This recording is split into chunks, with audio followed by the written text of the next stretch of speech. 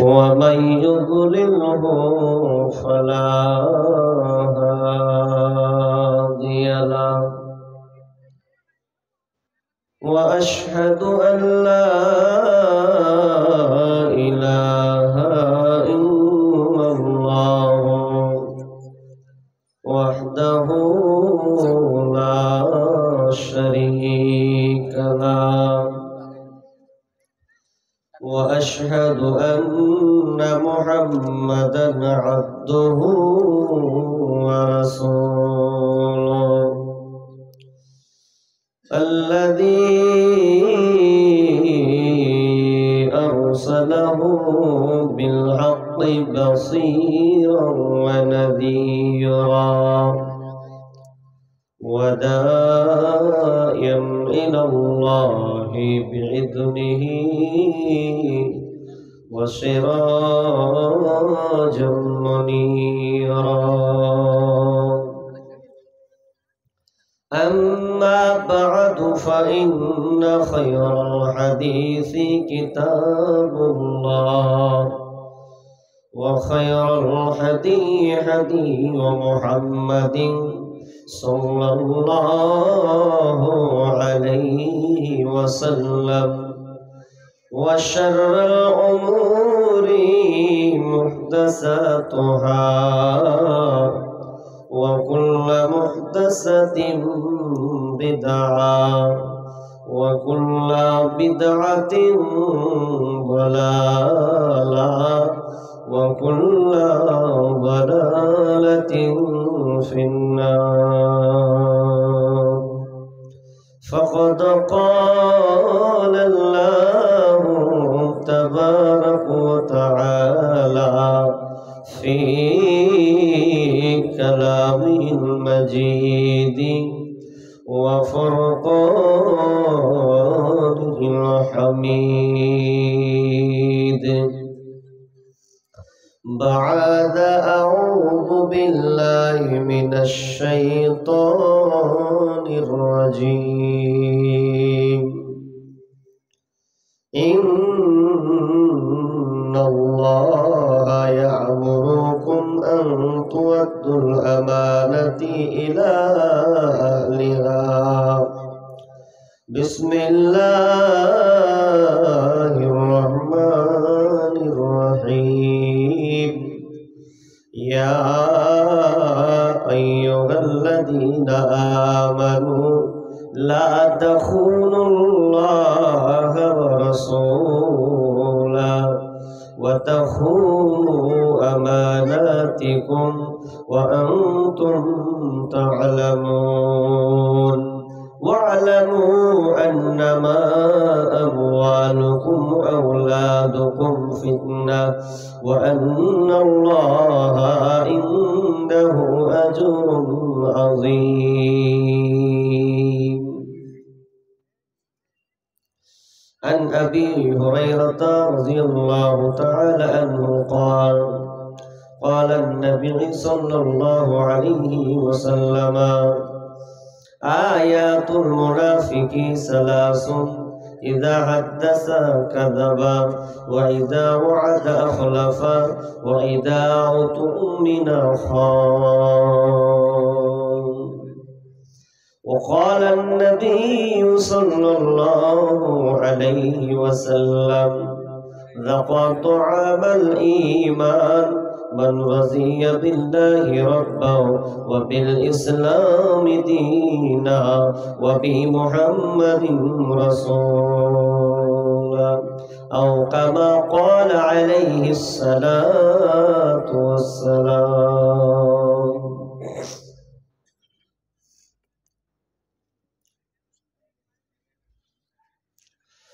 মরণ পাখি যেদিন সে করবে ডাকা ডাকি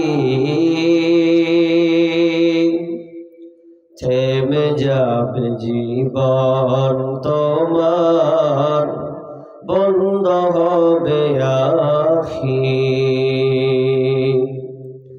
মরণ পাখি যেদিন সে করবে ডাকা ডাকি কি থেমে যাবে জীবন তোমার বন্ধ হবে আখি ওরে মন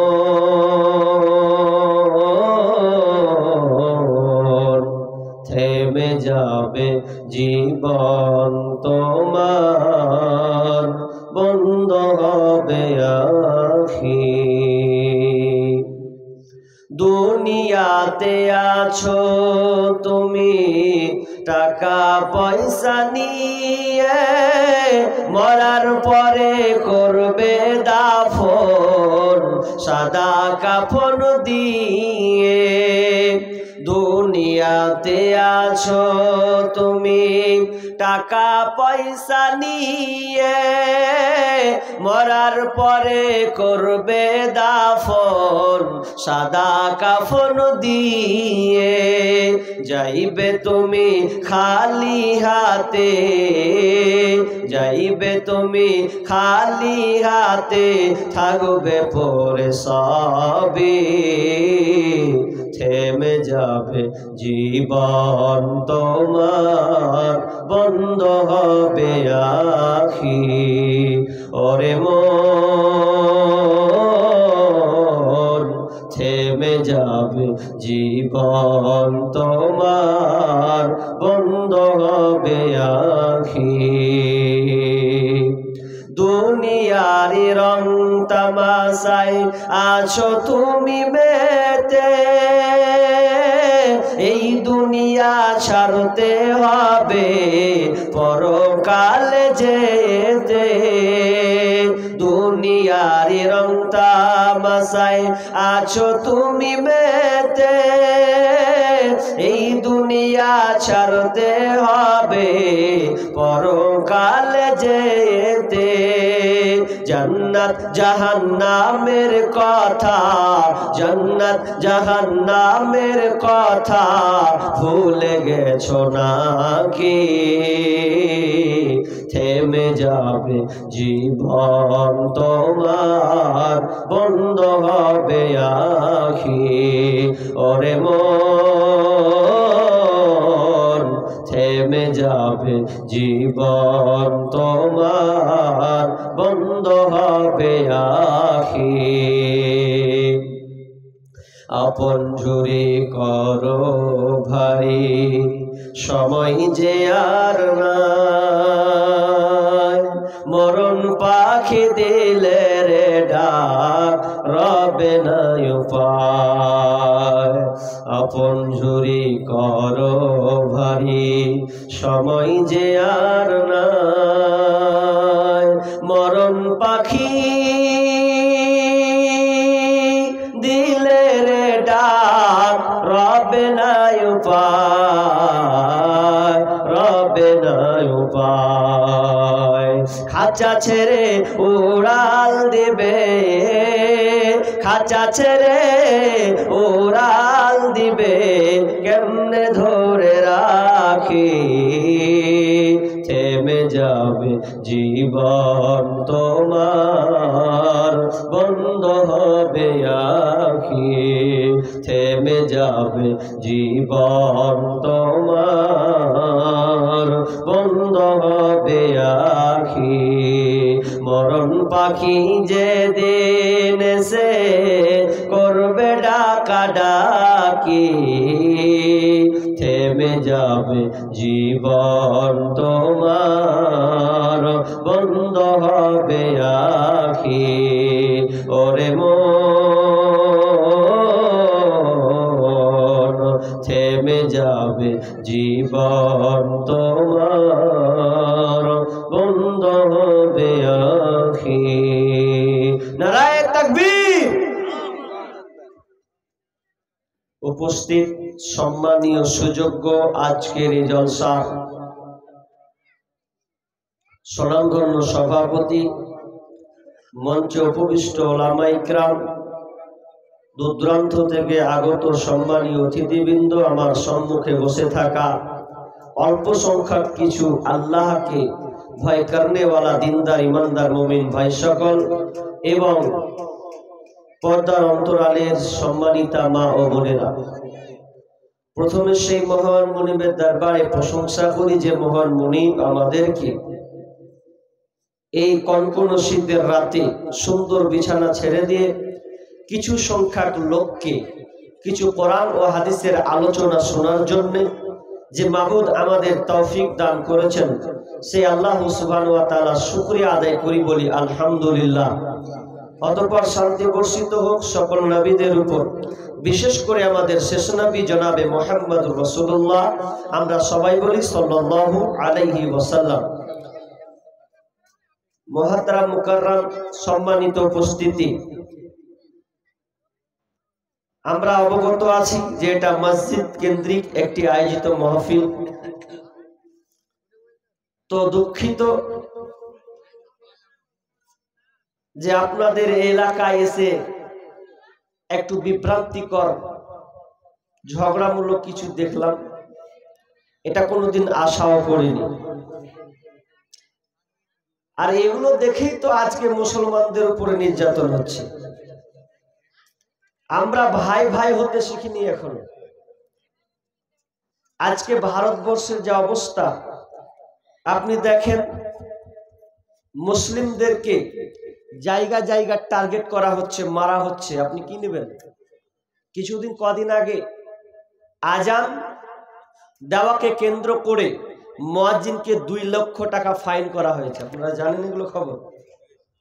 আচ্ছা, সরকার কি বলে? এটা বেরেলভি, এটা হানাফি, এটা চিস্তিয়া, এটা নকশবন্দিয়া। আচ্ছা, এরকম কেউ ভাবে? সরকার জানে এগুলো? সরকার চায় যে 5 ওয়াক্ত নামাজ পড়ে ওকে অ্যাটাক করে। ও কোনো দল দেখে না, এরা বোঝে না যারা ইসলাম বিদ্বেষী, যারা ইসলামকে শেষ করতে চায়, মুসলিমদেরকে ধ্বংস করতে চায়, ওরা জিজ্ঞেস করে না এই তুই হানাফি না বেরেলি বল। এটা কিন্তু জিজ্ঞাসা করে না। ওরা নাম দেখলেই ধরে, তোর নাম কি? আব্দুল্লাহ, আব্দুর রহমান, তার ওকে ধর, ওকে ভরে দে। আজকে আমরা কোথায় গিয়েছি? দিন দিন মুসলমানদের উপরে নির্যাতন চলছে, মা বোনদের ইজ্জতকে হরণ করা হচ্ছে।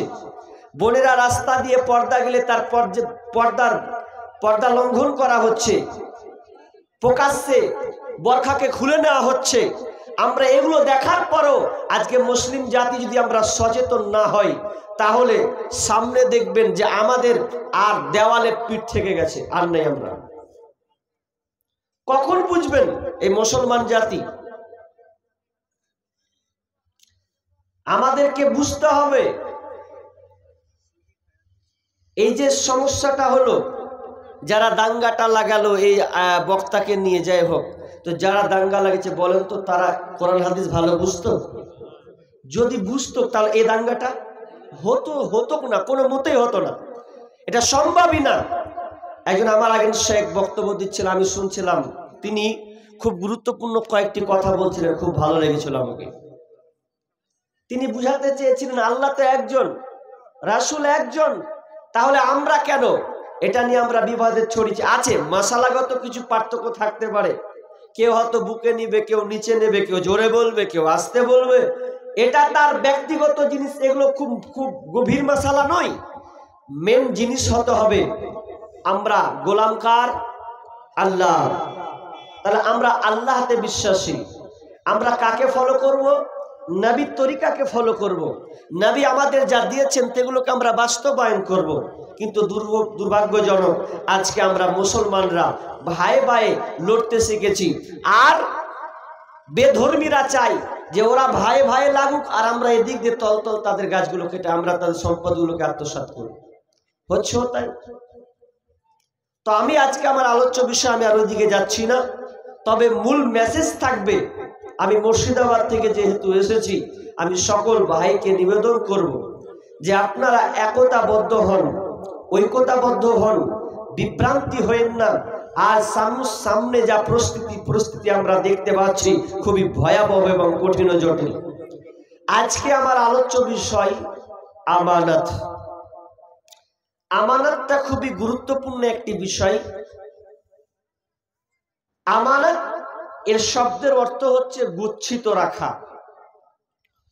সংবরণ করে রাখা। আমানত মানে একে ধরে রাখা। আমানতের বিপরীত হচ্ছে খেয়ানাত, অর্থাৎ খেয়ানাত মানে ওয়াদা ভঙ্গ করা। আপনাকে কিছু রাখতে দেওয়া হলো, এটা রাখলেন না, তাহলে এটা আপনি খেয়ানত করলেন। বিষয়টা খুবই জটিল। আপনি দেখেন, আপনাকে আমি একটা একটা করে বুঝাবো। আমানত বিষয়টা কত কঠিন। প্রত্যেকটা বিষয় কিন্তু আমানত ঢুকে আছে, প্রত্যেকটা ক্ষেত্রে। আমি যেখানে এসেছি, আমার দায়িত্ব, যারা আমার ডেট নিয়েছে, তাহলে আমি আমানতের সঙ্গে তাদের কথা দিয়েছি যে আমাকে এখানে আসতে হবে, আমাকে আলোচনা করতে হবে। আচ্ছা বলেন তো, আমি যখন ডেট নিয়েছিলাম যে উনি আছেন না? নাই, উনি নাই। উনি যে ডেট নিয়েছেন তা আমি ওনাকে কি বলেছিলাম যে আপনি বেরলবি না হানফি না সে কিছুতে বলিনি। এটা ভাবার বিষয় আছে, আমরা কত দূরে চলে গেছি। আমানতটা কত গুরুত্বপূর্ণ, প্রত্যেকটা বিষয়ের ক্ষেত্রে আপনাকে খেয়াল রাখতে হবে। যে প্রত্যেকটা দায়িত্বে জিম্মেদার বা দায়িত্বশীল, এটা হচ্ছে তার আমানত। আমি বক্তব্য দেবো, এটার মধ্যে আমার আমানত রাখতে হবে। শ্রোতা, আপনি এসেছেন শুনবেন, এটার মধ্যে আপনাকে আমানত রাখতে হবে।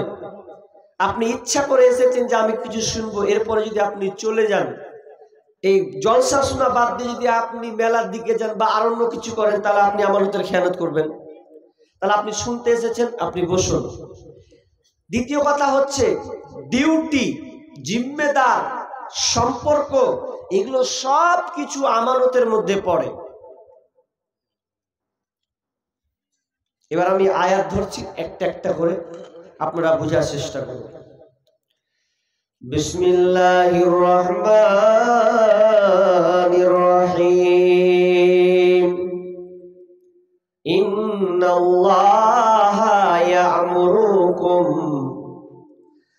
আমানাতু ইলা আহলিহা। আল্লাহ সুবহানাহু ওয়া তাআলা বলেন, ইন্নাল্লাহা ইয়া'মুরুকুম আন তু'আদ্দুল আমানাতি ইলা আহলিহা।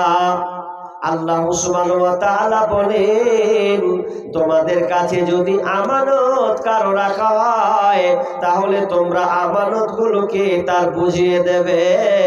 তো আমানতগুলো যদি তোমাকে কেউ দেয়, কেমন আমানত, কেমন রক্ষা আপনাকে আদায় করতে হবে। কেউ যদি আপনাকে কোনো কথা দেয়, তাহলে ওই কথাটাকে আপনাকে রাখতে হবে। কেউ যদি আপনাকে কোনো টাকা আমানত দেয়, তাহলে ওই টাকাটাকে আপনাকে গচ্ছিত রাখতে হবে। কেউ যদি আপনাকে কোনো দায়িত্ব দেয়, তাহলে ওই দায়িত্ব আপনাকে আমানতের সঙ্গে বহাল রাখতে হবে। তো আমার আল্লাহ বলছেন, তোমাদের আমানত যদি থাকে, তাহলে তোমরা যার পাওনা, যার আমানত হক আছে, তাকে তোমরা ঠিকভাবে বুঝিয়ে দাও।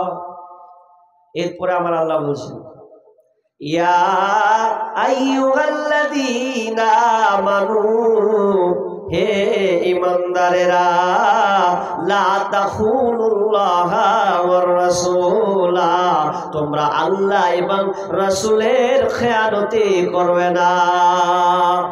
আল্লাহ এবং তার রাসূলের খেয়ানত কাকে বলা হয়? আল্লাহ এবং তার রাসূল, তার মানে আল্লাহ এবং তার রাসূল যা দিয়েছেন ওগুলো তোমাদেরকে মেনে চলতে হবে। আল্লাহ এবং তার রাসূল তোমাদেরকে দিয়েছে, ওগুলো তোমাদেরকে মেনে চলতে হবে। এক মুফাসসির বলছেন, কোরআনে আল্লাহ যা বলেছেন এগুলোকে আমাদেরকে মানতে হবে। নবী হাদিসে যা বলেছেন ওগুলোকে আমাকে বাস্তবায়ন করতে হবে।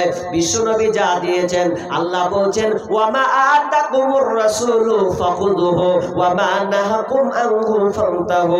বিশ্বনবী আল্লাহ তাআলা বলছেন, নবী তোমাদেরকে যা দেয় ওটা তোমরা গ্রহণ করো, আর নবী তোমাদেরকে যেটা নিষেধ করে ওটা তোমরা বর্জন করে দাও। তার মানে এক কথায় আল্লাহ বলতে চাইছেন তোমরা আল্লাহ তার রাসূলের খেয়ানতি করবে না। তার মানে বলতে চাই যে আল্লাহ এবং তার রাসূলের যে আইনগুলো আছে ওগুলো তোমাদেরকে মানতে হবে। যদি আমরা না মানি তাহলে আমানতের খেয়ানত হলো, তার মানে আমরা আল্লাহর আইনকে আমরা খেয়ানত হিসাবে চালিয়ে দিলাম। যদি কোরআন হাদিস না মানি জীবনে কি হবে গো মরার পরে, যদি কোরআন হাদিস না মানি জীবনে কি হবে গো মৃত্যুর পরে। কবরের মাঝে কি দিব জবাব, কবরের মাঝে কি দিব জবাব, মুনকির নাকিরের তরে কি হবে গো মরার পরে। যদি কোরআন হাদিস না মানি জীবনে কি হবে গো মরার পরে। তাহলে আল্লাহ তার রাসূলের খেয়ানত করা যাবে না। ওয়াতাখুনু আমানাতিকুম, এবং তোমরা নিজেদের আমানতের খেয়ানত করবে না। অর্থাৎ তোমাদেরকে যদি কেউ দায়িত্ব দেয়, কোন আমানত তোমাকে যদি কেউ রাখতে দেয়, তাহলে খবরদার তোমরা ওইগুলো আমানতের খেয়ানতি করবে না। এক কথা, যার যার দায়িত্ব তোমাকে দিয়েছে ওগুলো তোমাকে ঠিক ঠিক ভাবে বুঝিয়ে দিতে হবে। ওয়া আনতুম তাআলামুন, এবং এই ব্যাপারে তোমরা জানো। এরপরে আমার আল্লাহ বলছেন ওয়ালামু আন্নামা আমওয়ালুকুম ওয়া আওলাদুকুম ফিতনা। আল্লাহ বলছেন ওরে গার্জেনের দল, তোমরা ভালো করে কান লাগাও। ওয়ালামু, এটাও তোমরা জেনে নাও, ওয়ালামু আন্নামা আমওয়ালুকুম ওয়া আওলাদুকুম, তোমাদের ধন সম্পদ, তোমাদের মাল ধন, ওয়া আওলাদুকুম, এবং তোমাদের সন্তান সন্ততি, এগুলো হচ্ছে তোমাদের জন্য পরীক্ষা। আমি আল্লাহ তোমাকে ধন সম্পদ দিলাম, তোমার সন্তানদেরকে যে আমি দিলাম, আমি আল্লাহ তোমাকে পরীক্ষা করার জন্য এগুলো আমি দিয়েছি। দুইটা কথা মনে রাখেন, বিষয়টা ছিল আমানত, কিন্তু আল্লাহ এটা দুটা কথা স্মরণ করাচ্ছে। কি? একটা বলছে তোমার ধন সম্পদ আমানত, খেয়াল রাখো, আর একটা হচ্ছে সন্তান সন্ততি, এটা আল্লাহর পরীক্ষা। আর পরীক্ষা এগুলো আমানতের মধ্যে সীমাবদ্ধ, আমানতের মধ্যে সীমাবদ্ধ। তার মানে আমার মন মতন খেয়াল খুশি করা যাবে না। আপনার সন্তানকে আপনি যে হালে যেমন হিসাবে ছাড়তে পারবেন? পারবেন না। তাহলে আল্লাহ এবং রসুলের তরিকা অনুযায়ী আপনার সন্তানকে লালন পালন, আপনার টাকা ধন সম্পদ আপনি যেটা সেটাই ব্যয় করতে পারবেন না, তাহলে ওটাও তো আপনার আমানত আছে, টাকা পয়সাতে আমানত। এবার চলেন, আল্লাহ তাআলা এগুলো করতে করতে আমানতের কথা আলোচনা করছেন। তো আমানত কি জিনিস গো? বুঝিনি আমানত। আমি এই আয়াতের ব্যাখ্যা করার আগে আমি দুটো হাদিস বলি। আমানত কি এখনো আমরা বুঝিনি। খেয়ানত, বর্তমানে খেয়ানত হচ্ছে কিনা আপনি একবার কান লাগাবেন। বিশ্বনবী মসজিদে নববীতে দার্স দিচ্ছেন, আমি যেভাবে আলোচনা করছি ওইভাবে তিনি সাহাবীদেরকে আলোচনা করছেন। এমন সময় এক বেদুইন এসে বলছেন, ইয়া রাসূলুল্লাহ, কিয়ামত কখন হবে একটু কি আমাকে বলবেন? পৃথিবী কখন ধ্বংস হবে এটা একটু আপনি আমাকে বলবেন। বিশ্বনবী তার কথায় কান দিলেন না। কোন সাহাবী বলছেন বিশ্বনবীর এই কথা শুনে ভালো লাগেনি, ওই জন্য উত্তর দেয়নি। আবার কোন সাহাবী বলছে না না, এই কথা নয়, বরং বিশ্বনবী হয়তো বুঝতে পারেনি বা শুনতে পায়নি, এই জন্য উত্তর দেয়নি। কিছুক্ষণ পর আল্লাহ রাসূল বললেন, কে কোন সাহাবী প্রশ্নকারী ছিল, কিয়ামত কখন হবে? কে প্রশ্ন করেছিল বলো?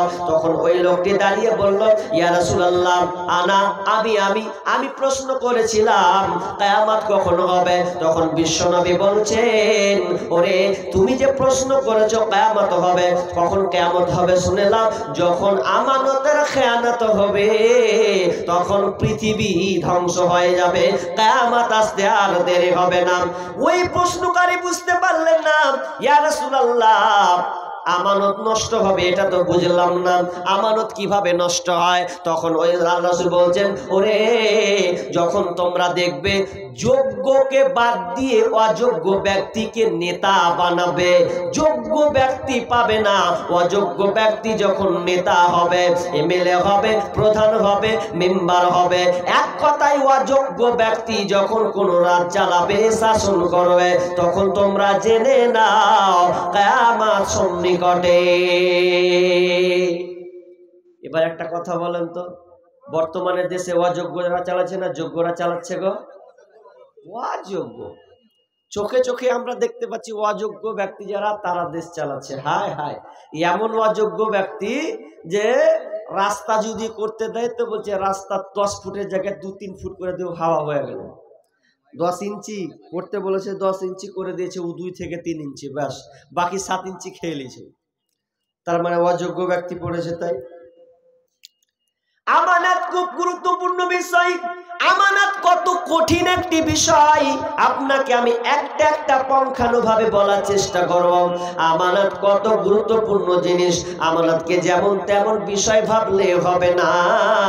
বিশ্বনবী বলছেন, কেউ যদি আল্লাহ তার রাসূলের ভালোবাসা পেতে চায় তাহলে সে যেন এই 3টি কাজ করে। কেউ যদি আল্লাহ ও তার রাসূলের ভালোবাসা পেতে চায় তাহলে সে যেন এই 3টি কাজ করে। কোন হচ্ছে 4টা যেন এই কাজ করে। কি কি কাজ? যদি কেউ আল্লাহকে ভালোবাসতে চায়, আল্লাহ রাসূলের ভালোবাসা পেতে চায়, তাহলে তাকে এই 4টা কাজটা করতে হবে। কি কাজ? 1 নাম্বার বিশ্বনবী বললেন, যখন তুমি কোনো কথা বলবে তো সত্য কথা বলবে, খবরদার মিথ্যা কথা বলবে না। নাম্বার 2 নাম্বার বিশ্বনবী বললেন, যখন তোমাকে কেউ আমানত দেবে তখন তুমি আমানতে রক্ষা করবে। যদি কেউ তোমাকে আমানত দেয় তাহলে তুমি আমানতে রক্ষা করবে। নাম্বার 3 বিশ্বনবী বললেন, এবং বিশ্বনবী বলছেন আমানত রক্ষা করবে আর ওয়াদা খেলাফ করবে না। আর 3 নাম্বার বললেন, প্রতিবেশীর সঙ্গে তুমি ভালো ব্যবহার করবে। তাহলে 3টা কথা গুনলেন। 1 সত্য কথা বলবে, আমানত রক্ষা করবে। 3 নাম্বার প্রতিবেশীর সঙ্গে ভালো ব্যবহার করবে। কেউ যদি এই 3টা কাজ করতে পারে তাহলে আল্লাহ তার রাসূলের সে ভালোবাসা পাবে। তাহলে প্রথম থেকে ধরি। 1 নাম্বার, কথা বললে সত্য কথা। আচ্ছা, দিন মানে কতটি সত্য কথা বলেছেন? একটু বিবেকে কাজ লাগান। সত্য কথা কত আছে? আর মোবাইলের কথা বলবেন? পৃথিবীতে সবচাইতে একটা যন্ত্র আছে যার নাম মোবাইল, সবচাইতে বেশি মিথ্যা কথা বলা হয়। এই মোবাইলের সবচাইতে বেশি মিথ্যা কথা হয়। আপনাকে ফোন করে, কোথায় আছিস রে? না তো অমুক জায়গাতে, অথচ ও জায়গাতে নেই, অন্য জায়গার নাম দিয়ে দিল।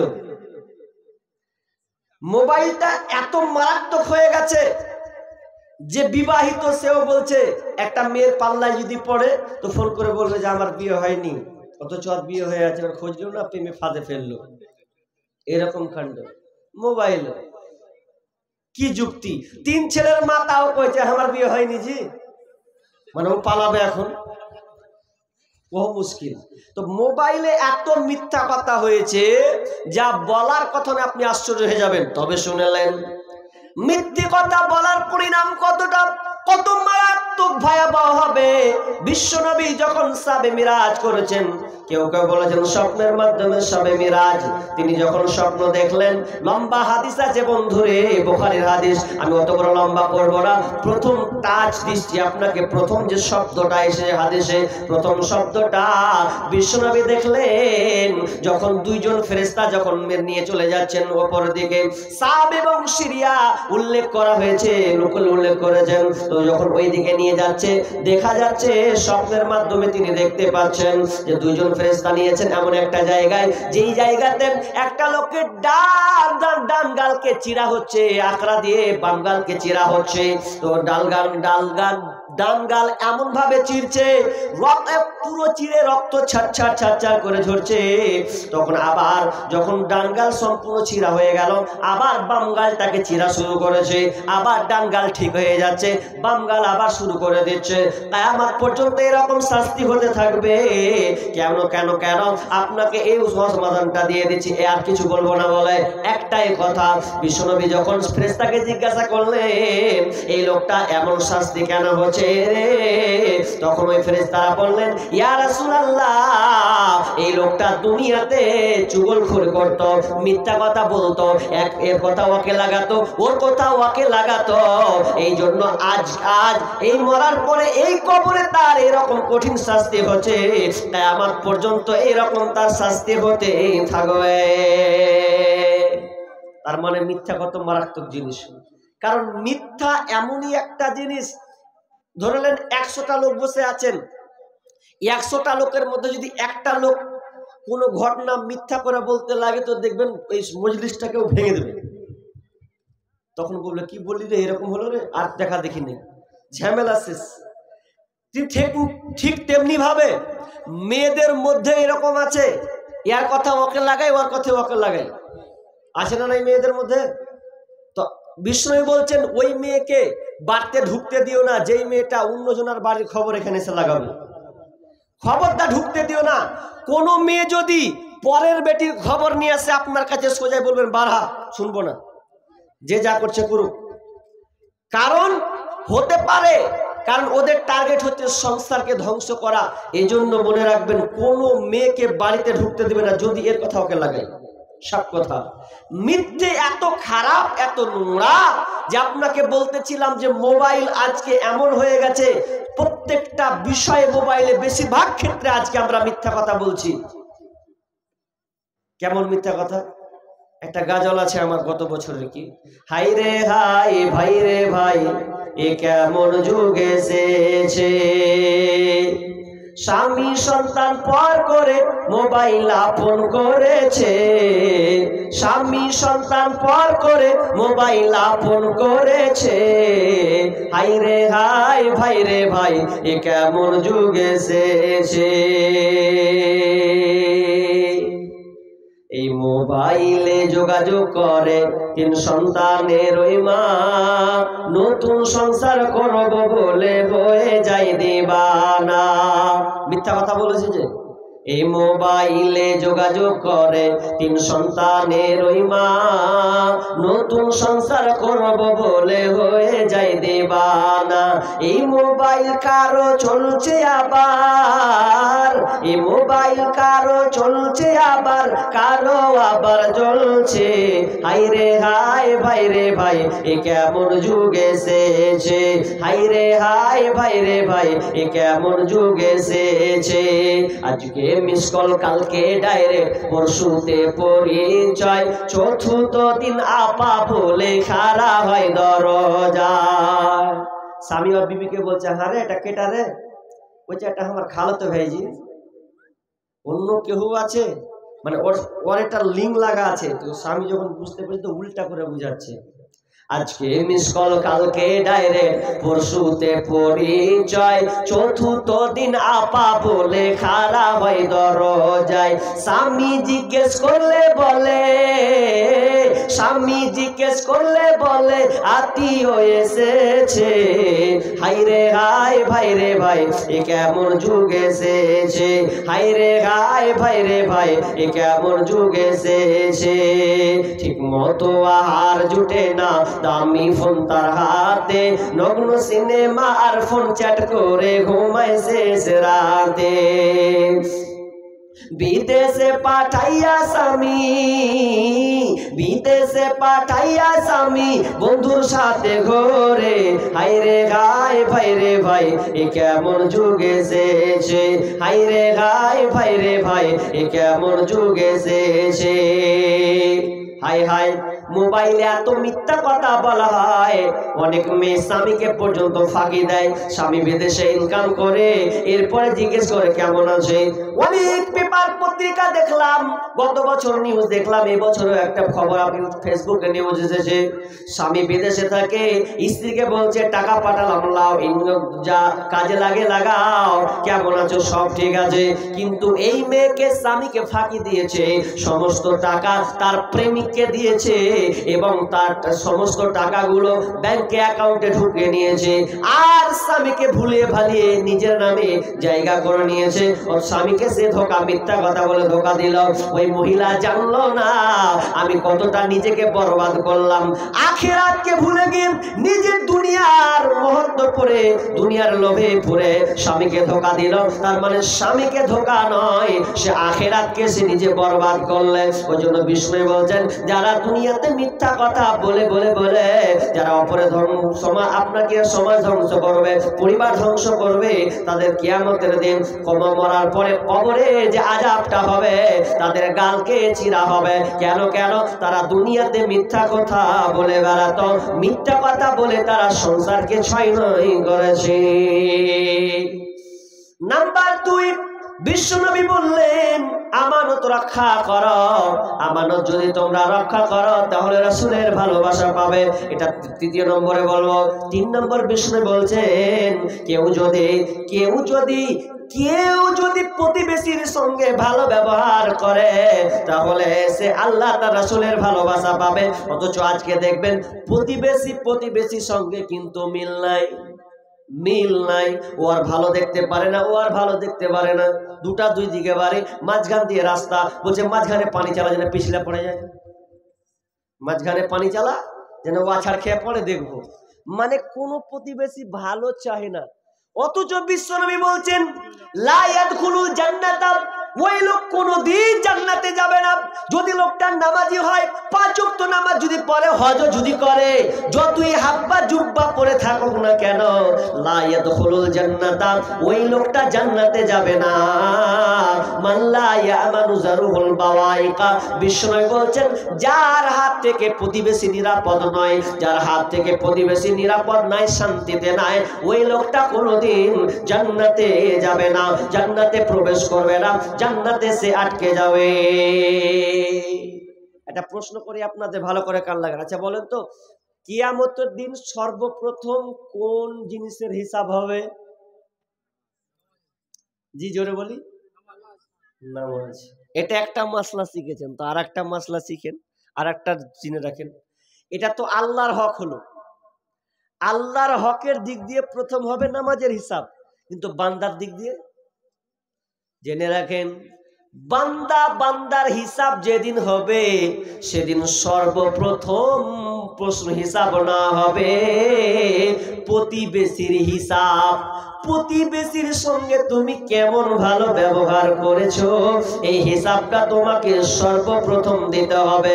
নামাজের বিষয়টা আমরা জানি এটা আল্লাহর হকে, কিন্তু বান্দার হকে সর্বপ্রথম বিচার হবে প্রতিবেশীর সঙ্গে কেমন ব্যবহার করেছো। প্রতিবেশী এমন একটা জিনিস, যখন বলবে আমার সঙ্গে কথা বলেনি, আমার সঙ্গে বেয়াদবি করেছে, মাস্তানগিরি দেখাচ্ছে, আমি একটা গরিব মানুষ, অসহায় মানুষ, আমার উপরে নির্যাতন করেছে, যেদিনকে আল্লাহকে অভিযোগ করবে সেদিন কিন্তু পার পাবে না, জান্নাত থেকে সে আটকে যাবে, জান্নাত থেকে বহিষ্কার হয়ে যাবে। আল্লাহ বলবে দাঁড়া, তোর নেকিগুলো যা আছে রাখ, আগে তোর প্রতিবেশীর সঙ্গে তুই কেমন ব্যবহার করেছিস, যদি ভালো হয় তাহলে সে জান্নাতে যাবে, নচেত আটকা পড়ে যাবে। একজন মহিলা, একজন সাহাবী এসে আল্লাহ রাসূলকে বলছেন, ইয়া রাসূলুল্লাহ, আমাদের এলাকায় একটা মেয়ে আছে, যেই মেয়েটা নামাজ পড়ে, রোজা রাখে, নামাজ পড়ে, রোজা রাখে, সবকিছু ভালো, কিন্তু ওর একটা জিনিস খারাপ, মুখের ব্যবহার, মুখের চোপা খারাপ, এত নোংরা কথা বলে, প্রতিবেশীর সঙ্গে খালি ঝগড়া গালিগালাজ করতে থাকে। তো বিশ্বনবীকে বলছেন, ইয়া রাসূলুল্লাহ, বলেন তো ওই মেয়েটা জান্নাতে যাবে না জাহান্নামে যাবে? বিশ্বনবী সরাসরি বললেন ওই মেয়েটা জাহান্নামে যাবে, কারণ তার মুখের কারণে, তার স্বভাবের কারণে তার প্রতিবেশী নিরাপদ নাই, শান্তি ছিল না, ওই জন্য ও জাহান্নামে যাবে। আবার প্রশ্ন করা হলো, ইয়া রাসূলুল্লাহ, আরেকটা ওই গ্রামে ভালো মেয়ে আছে, যেই মেয়েটা অত নামাজ নয়, ভালো 5 ওয়াক্ত নামাজ পড়ে অত দান ধ্যান করতে পারে না, অত রোজাও রাখতে পারে না, শুধু ফরজ সিয়াম গুলো করে, ছোট ছোট ইবাদত গুলো সে করতে পারে, বড় গুলো পারে না, কিন্তু মেয়েটা এত সুন্দর ব্যবহার, তার মুখের ভাষায় এত মিষ্টি, সবাই তাকে ভালোবাসে, যেই আসে তার প্রশংসা করে। নবী গো, ওই মেয়েটা জান্নাতে যাবে না জাহান্নামে যাবে? বিষ্ণু বলছেন ওই মেয়েটা জান্নাতে যাবে, ইবাদত কম করলেও তার ব্যবহারটা ছিল খুব সুন্দর, ওই জন্য ওই মহিলা জান্নাতে যাবে। ব্যবহারটা সুন্দর হতে হবে। আপনি হাজি মানুষ, নামাজ হাজি হজ করেছেন, আর যদি মুখের চোপা চালান তা আপনার হজটাই গেল, কোনো মূল্যই থাকলো না। আপনাকে দেখাতে হবে মুখের চরিত্র, ব্যবহার, আখলাক, এটা এমনই একটা জিনিস যে সমস্ত আমল আপনার গাইডলাইন করবে আপনার ব্যবহারে। কিন্তু বন্ধু 3 নাম্বার হয়ে গেছে। এবার চলেন আমানত কেমন জিনিস, কত গুরুত্বপূর্ণ, একটা একটা করে বলতে যাচ্ছি, আপনারা কান করে লাগান। এবার আমি আপনাদের বলি, আমি বলেছিলাম ওয়ালামু আন্নামা আমওয়ালুকুম, একটা পড়েছিলাম, তোমার সন্তান সন্ততি ধন সম্পদ হচ্ছে এগুলো আমানত, আল্লাহ এটা পরীক্ষা করার জন্য দিয়েছে। তার মানে আপনাকে যে আল্লাহ সন্তান দিয়েছে, এই সন্তানকে আপনি কেমন ভাবে লালন পালন করবেন, আপনাকে সঠিক ভাবে লালন পালন করতে হবে, কারণ এটা আল্লাহর আমানত। আমানতের খেয়ানতি খবরদার করা চলবে না। আপনি মনে করছেন আমি বেটা পেয়েছি, একটা বেটা মাস্টার হয়েছে, ইঞ্জিনিয়ার হয়েছে, প্রফেসর হয়েছে, একদম ফুলে কলার গাছ হয়ে যাচ্ছেন, না না না, কলার গাছ হয়ে কোনো লাভ নাই। আল্লাহ বলছেন তোমাদের এই সন্তান সন্ততি, ইয়া আইয়ুহাল্লাযীনা আমানু ইন্না মিন আজওয়াজিকুম ওয়া আওলাদিকুম আদুওয়াল লাকুম, তোমাদের এই ছেলে মেয়েরা, তোমার ধন সম্পদ সন্তান সন্ততি, এই ছেলে মেয়ে তোমাদের শত্রু হবে, এরা তোমাদের শত্রু হয়ে দাঁড়াবে। মৌলভী সাহেব কেমন কথা? হ্যাঁ, যদি তোমার সন্তান জান্নাত বাদ দিয়ে যদি জাহান্নামের দিকে তার টিকিট হয়ে যায়, সেদিনকে আল্লাহকে বলবে, আল্লাহ রে, যে বাপ মা আমাকে সঠিক দিন শিক্ষা দেয়নি, নামাজের কথা বলেনি, রোজার কথা বলেনি, সেই পথে চলতে হবে এটা বলেনি, বাধা দেয়নি, তাহলে আমি ওই বাপ মাকে কলার ধরবো, পায়ের মধ্যে ফেলবো, আর পায়ের বুকে চড়বো, তারপরে জাহান্নামে যাব, কারণ ওই বাপ মা আমাকে সঠিক রাস্তা দেখায় না। যে ছেলের জন্য আপনি আত্মহারা করছেন, যদি ওই ছেলেগুলো আপনার জন্য, আচ্ছা বলেন তো, নিজের ছেলে যদি আপনার বিরুদ্ধে নালিশ করে, এর থেকে খারাপ কিছু আছে? আহা, যার জন্য আপনি এত পরিশ্রম, এত চেষ্টা, কিন্তু এটা আপনার জন্য আমানত দিয়েছে গো, আমানত, আপনাকে ঘাবড়ে গেলে হবে না। হাদিস বলি একটা, উম্মে সুলাইম বিনতে মালহান, একজন মহিলা, ভালো করে কান লাগান, উম্মে সুলাইম বিনতে মালহান, ওর অনেক নাম, বিবি গুমাইসা, কোন হাদিসে বিবি রোমাইসা, এক একটা 4-5টা গোটায় নাম আছে। তো বিবি রুমাইসা উম্মে সুলাইম বিনতে মালহান, যিনি দ্বিতীয় ম্যারেড স্বামী ছিলেন, যেটা হচ্ছে আবু তালহা। প্রথম স্বামীর নাম ছিল নজর, মালিক বিন নজর, আর নজরকে বিয়ে করে প্রথম সন্তান হয়েছিল কে? মালিক। তো নজর যে মারা গেল, আর তখন তিনি ইসলাম গ্রহণ করেননি, পরে ইসলাম গ্রহণ করলো, ওই জন্য স্বামী ওকে ছেড়ে পালিয়ে গেল, যে তুই ইসলাম গ্রহণ করলি তো থাকবো না, চলে গেল, স্বামী বিদেশে মারা গেল। দ্বিতীয় আবু তালহাকে বিয়ে করলেন, অনেক লম্বা ঘটনা আছে। তো এই উম্মে সুলাইম বিনতে মালহান তাকে একটা সন্তান দিয়েছিলেন, এই সন্তানটা মারা গেল। ভালো করে কান লাগান, সন্তান যদি মারা যায়, আচ্ছা কোন মা বাপকে ভালো লাগবে? কাউ ভালো লাগবে না। কিন্তু সেদিনকে তার স্বামী নাই, বিদেশে আছে, 2-3 মাস বাইরে গেছে। তো স্বামী আজকে বাড়ি ঢুকবে, আর আজকেই বেটা মরছে। ভালো করে কান লাগান কথাটা, মা বোন, আজকে স্বামী রাত্রে বাড়ি ঢুকবে, আর এ রাত্রে ঢুকতে না ঢুকতে তার সকালে সন্তান মারা যাচ্ছে, আর রাত্রে বাড়ি ঢুকবে। তো কত আল্লাহ আলী মহিলা ছিলেন দেখেন, বাড়িওয়ালাদেরকে বলছে, খবরদার, কেউ তোমরা বলবে না, আমার স্বামী যদি বাড়ি আসে কেউ বলবে না যে আমার বেটা মারা গিয়েছে, ওটা আমি দেখে নেব। কেন জানেন? কারণ একটা স্বামী যদি বাইরে থাকে, ভালো করে বোঝার চেষ্টা করুন, একটা স্বামী যদি বাইরে থাকে আর হঠাৎ করে যদি কোনো 1 মাস পর 1.5 মাস পর যদি বাড়ি আসে, তাহলে মহিলার কাজ কি? মহিলার কাজ হচ্ছে স্বামীকে খুশি করা।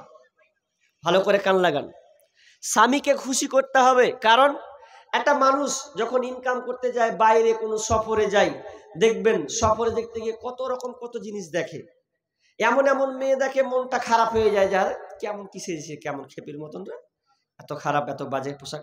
তো মনে মনে একটা ভাবে যে আমার তো বিবি আছে বাড়িতে, সন্তুষ্ট, তাহলে এবার বাড়ি ঢুকবে। তাহলে ওই মানসিকতায় যদি সে বাড়ি ঢুকে, আর ওই মানসিকতা যদি বাড়ি এসে ঢুকে, আচ্ছা বলেন তো, তাহলে বিবিকে ভালো অবস্থায় থাকা চাই না? চাই না? ভালো অবস্থায় থাকতে হবে। তো উম্মে সুলাইম এটা বুঝতে পেরেছেন যে আমার স্বামী বাড়ি আসবে, তার মানে ওর অনেক কিছু ভাবার চিন্তা আছে। তো আমার স্বামী আসবে, আগে আমার স্বামীকে খুশি করব। কিন্তু আমাদের বেটি ছেলেদের উল্টা। কেমন উল্টা জানেন? আজকে আপনাদের বেড়ি বাঁধা আছে নাই? মাশাআল্লাহ, আল্লাহ আপনাদের হেফাজতে রেখেছে।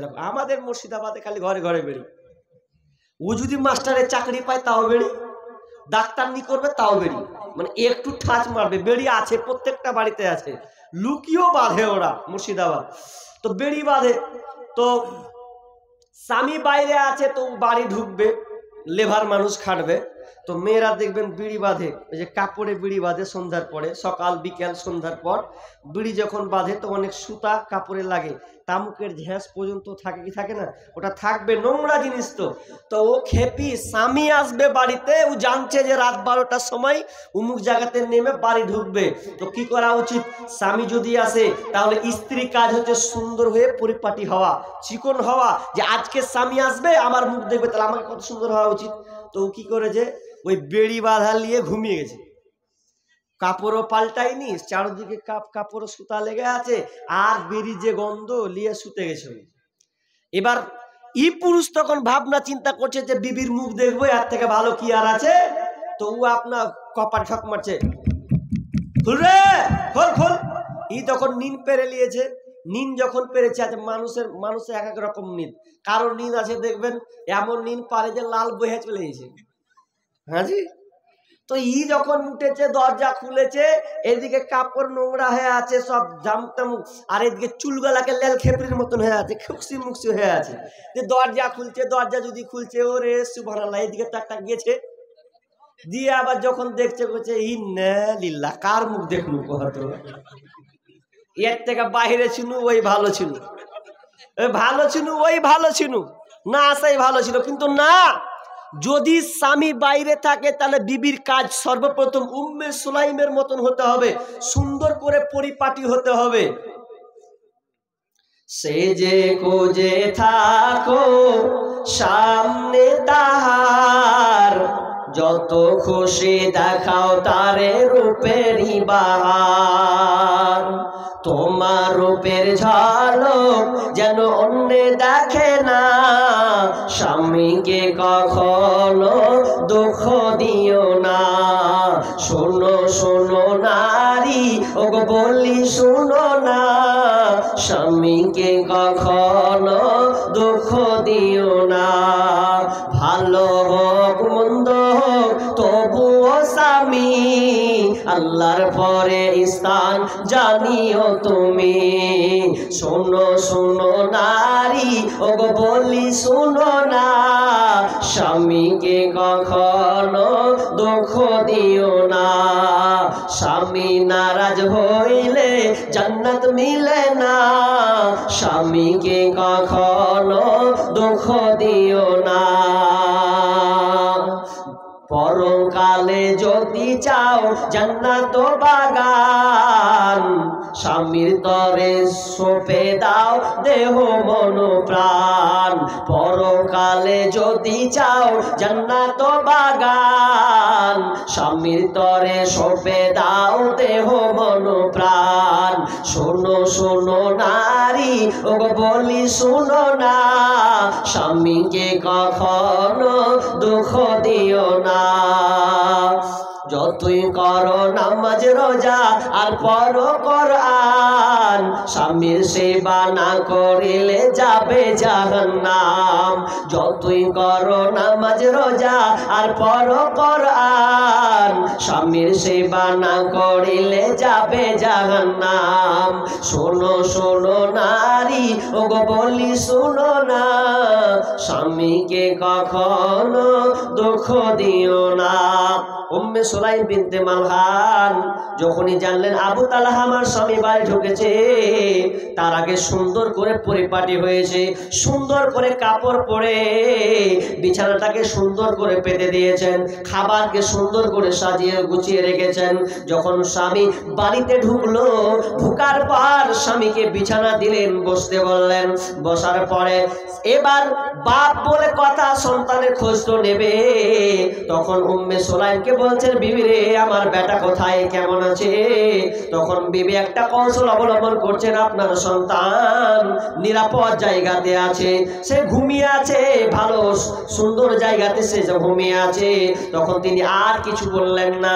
এবার বিবি তাড়াতাড়ি করে সুন্দর করে বিছানা বসিয়ে দিয়ে মুখ হাত ধুইয়ে দিয়ে স্বামীকে খাবার খাওয়ালো।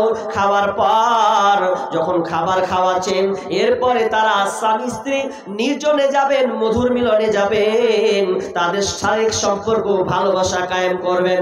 আচ্ছা বলেন তো, এই সময় যদি কোনো সন্তান মারা যায়, কোনো মা কি পারবে খুশি মনে আনন্দ থাকতে?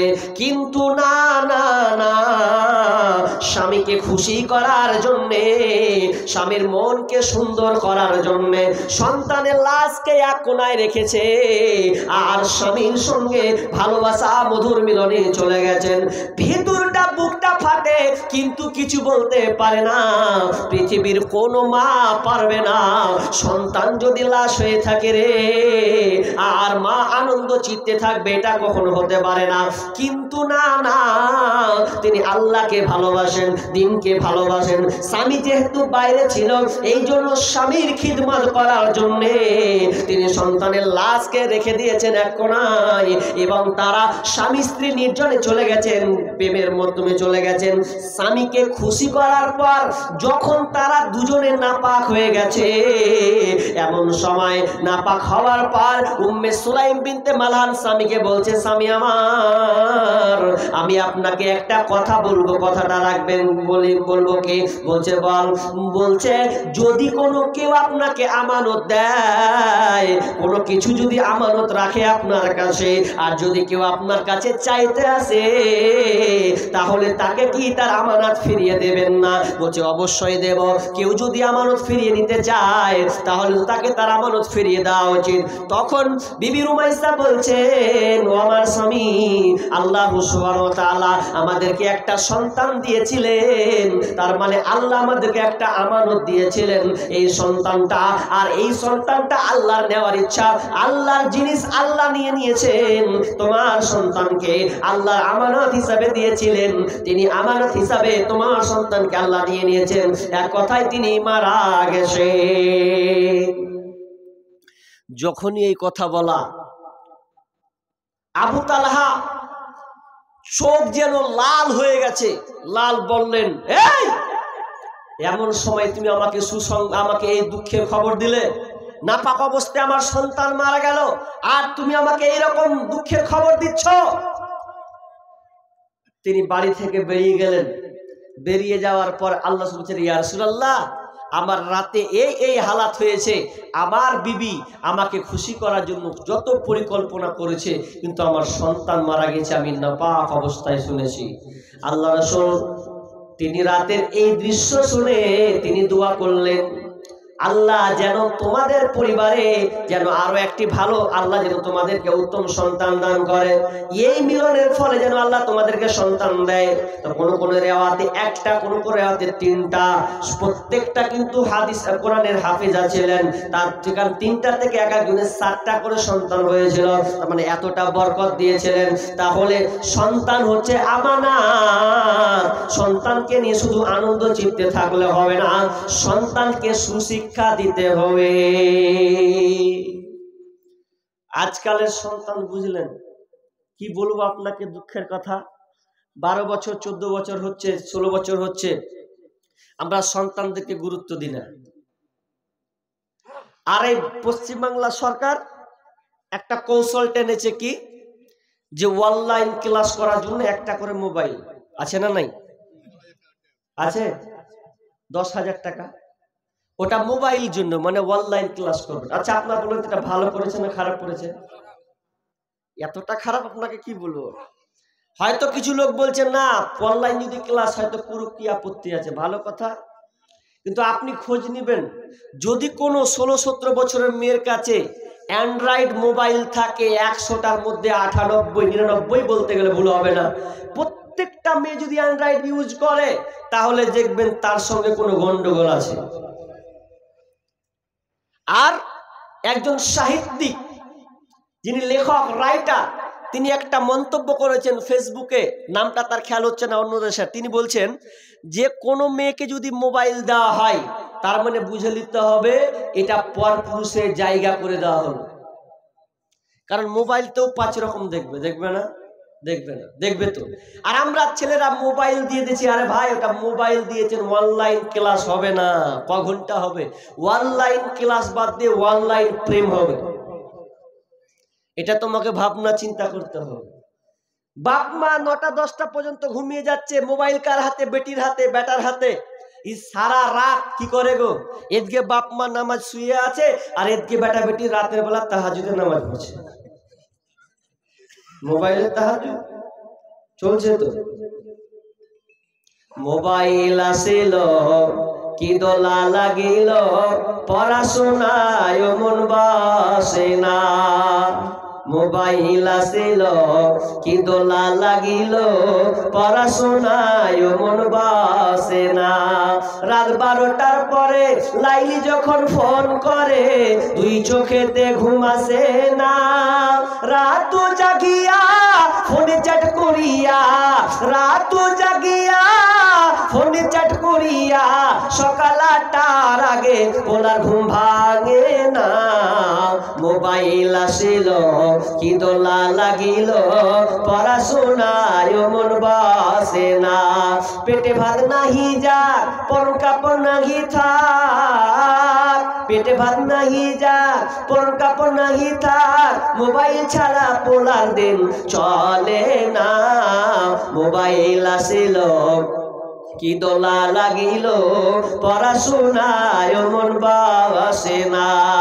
অথচ বিশ্বকবি বলছেন তোমার সন্তানের বয়স যখন 7 হবে, মুরু আওলাদাকুম বিসসালাহ ওয়া হুম আবনাউ 7 সিনিনা ওয়াজরিবুহুম আলাইহা ওয়া হুম আবনাউ বিআসরিন ওয়া ফাররিকু বাইনাহুম ফিল মাজাজি।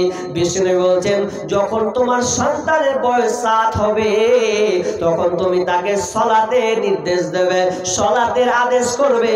বেটা তোমার বয়স 7 হয়েছে, মসজিদে গিয়ে তুমি নামাজ পড়ে আসো।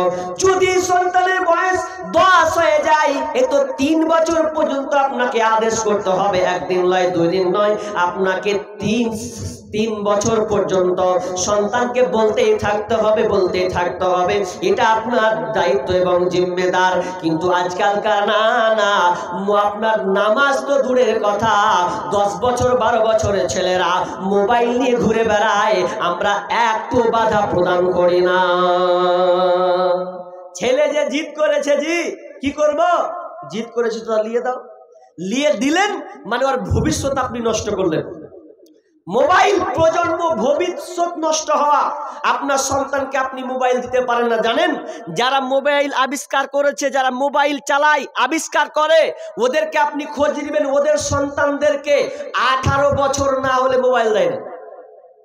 যারা মোবাইল আবিষ্কার করেছে, আমেরিকান যে দিক থেকে মোবাইলটা আবিষ্কার হয়েছে, ওদের নীতি, ওদের বৈশিষ্ট্য জানেন?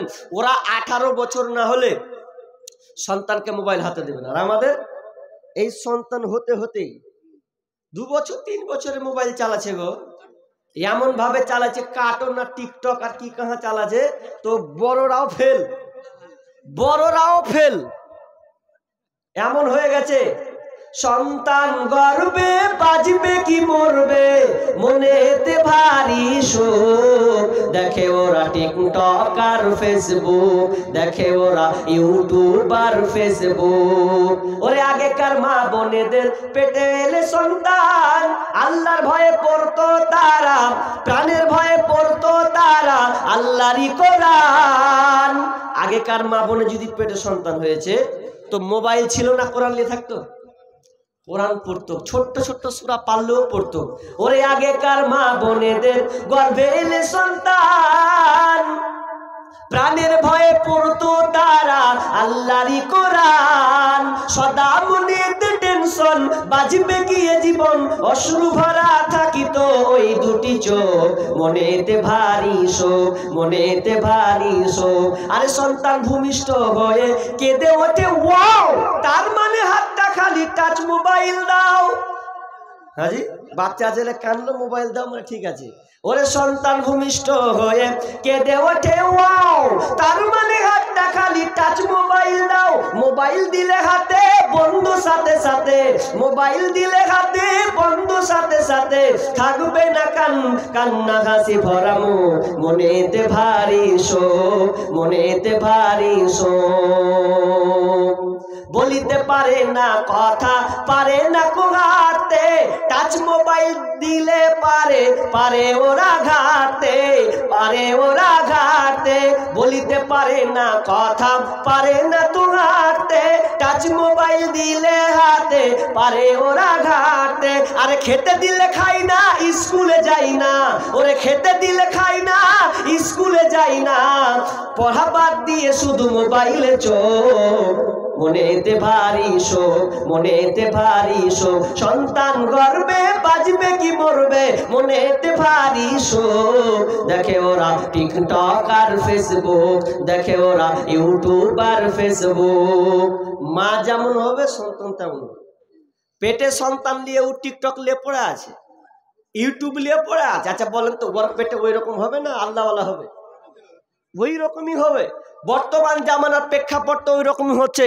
কিন্তু সন্তান যে আমানত, আমানত হিসাবে আপনার সন্তানকে সুশিক্ষা দিতে হবে। 10 বছর হবে ওকে পিটাও, ওয়াজিরিবুহুম আলাইহা, ওকে প্রহার করো, মারো। যদি সন্তানের বয়স 10 বছর হয়ে গেছে তাহলে ওকে নামাজ মেরে পাঠাও। এবং তার বিছানার জায়গাটাও ভাই বোন বিছানা ভাই ভাই একদম একসাথে ঘুমাবে না, একটু ভিন্ন করে দাও, হতে পারে শয়তানি ওয়াসওয়াসা চলে আসতে পারে। এই জন্য যদি একটাও চকি হয় কম্বল তার 2খানা করে দাও, এটা হচ্ছে নবীর আদেশ। কিন্তু আমরা এগুলোকে মানি না, বলি ছোট, যে ছোট না, ছোটতে অনেক কুকাম হয়ে যাবে, তখন আপনি আর ঠেকাতে পারবেন না। তাহলে সন্তান হচ্ছে আমানত। তাহলে আপনার সন্তানকে গাইডলাইন করতে হবে, কারণ আল্লাহ তাআলা আপনার সন্তানকে আমানত দিয়েছে।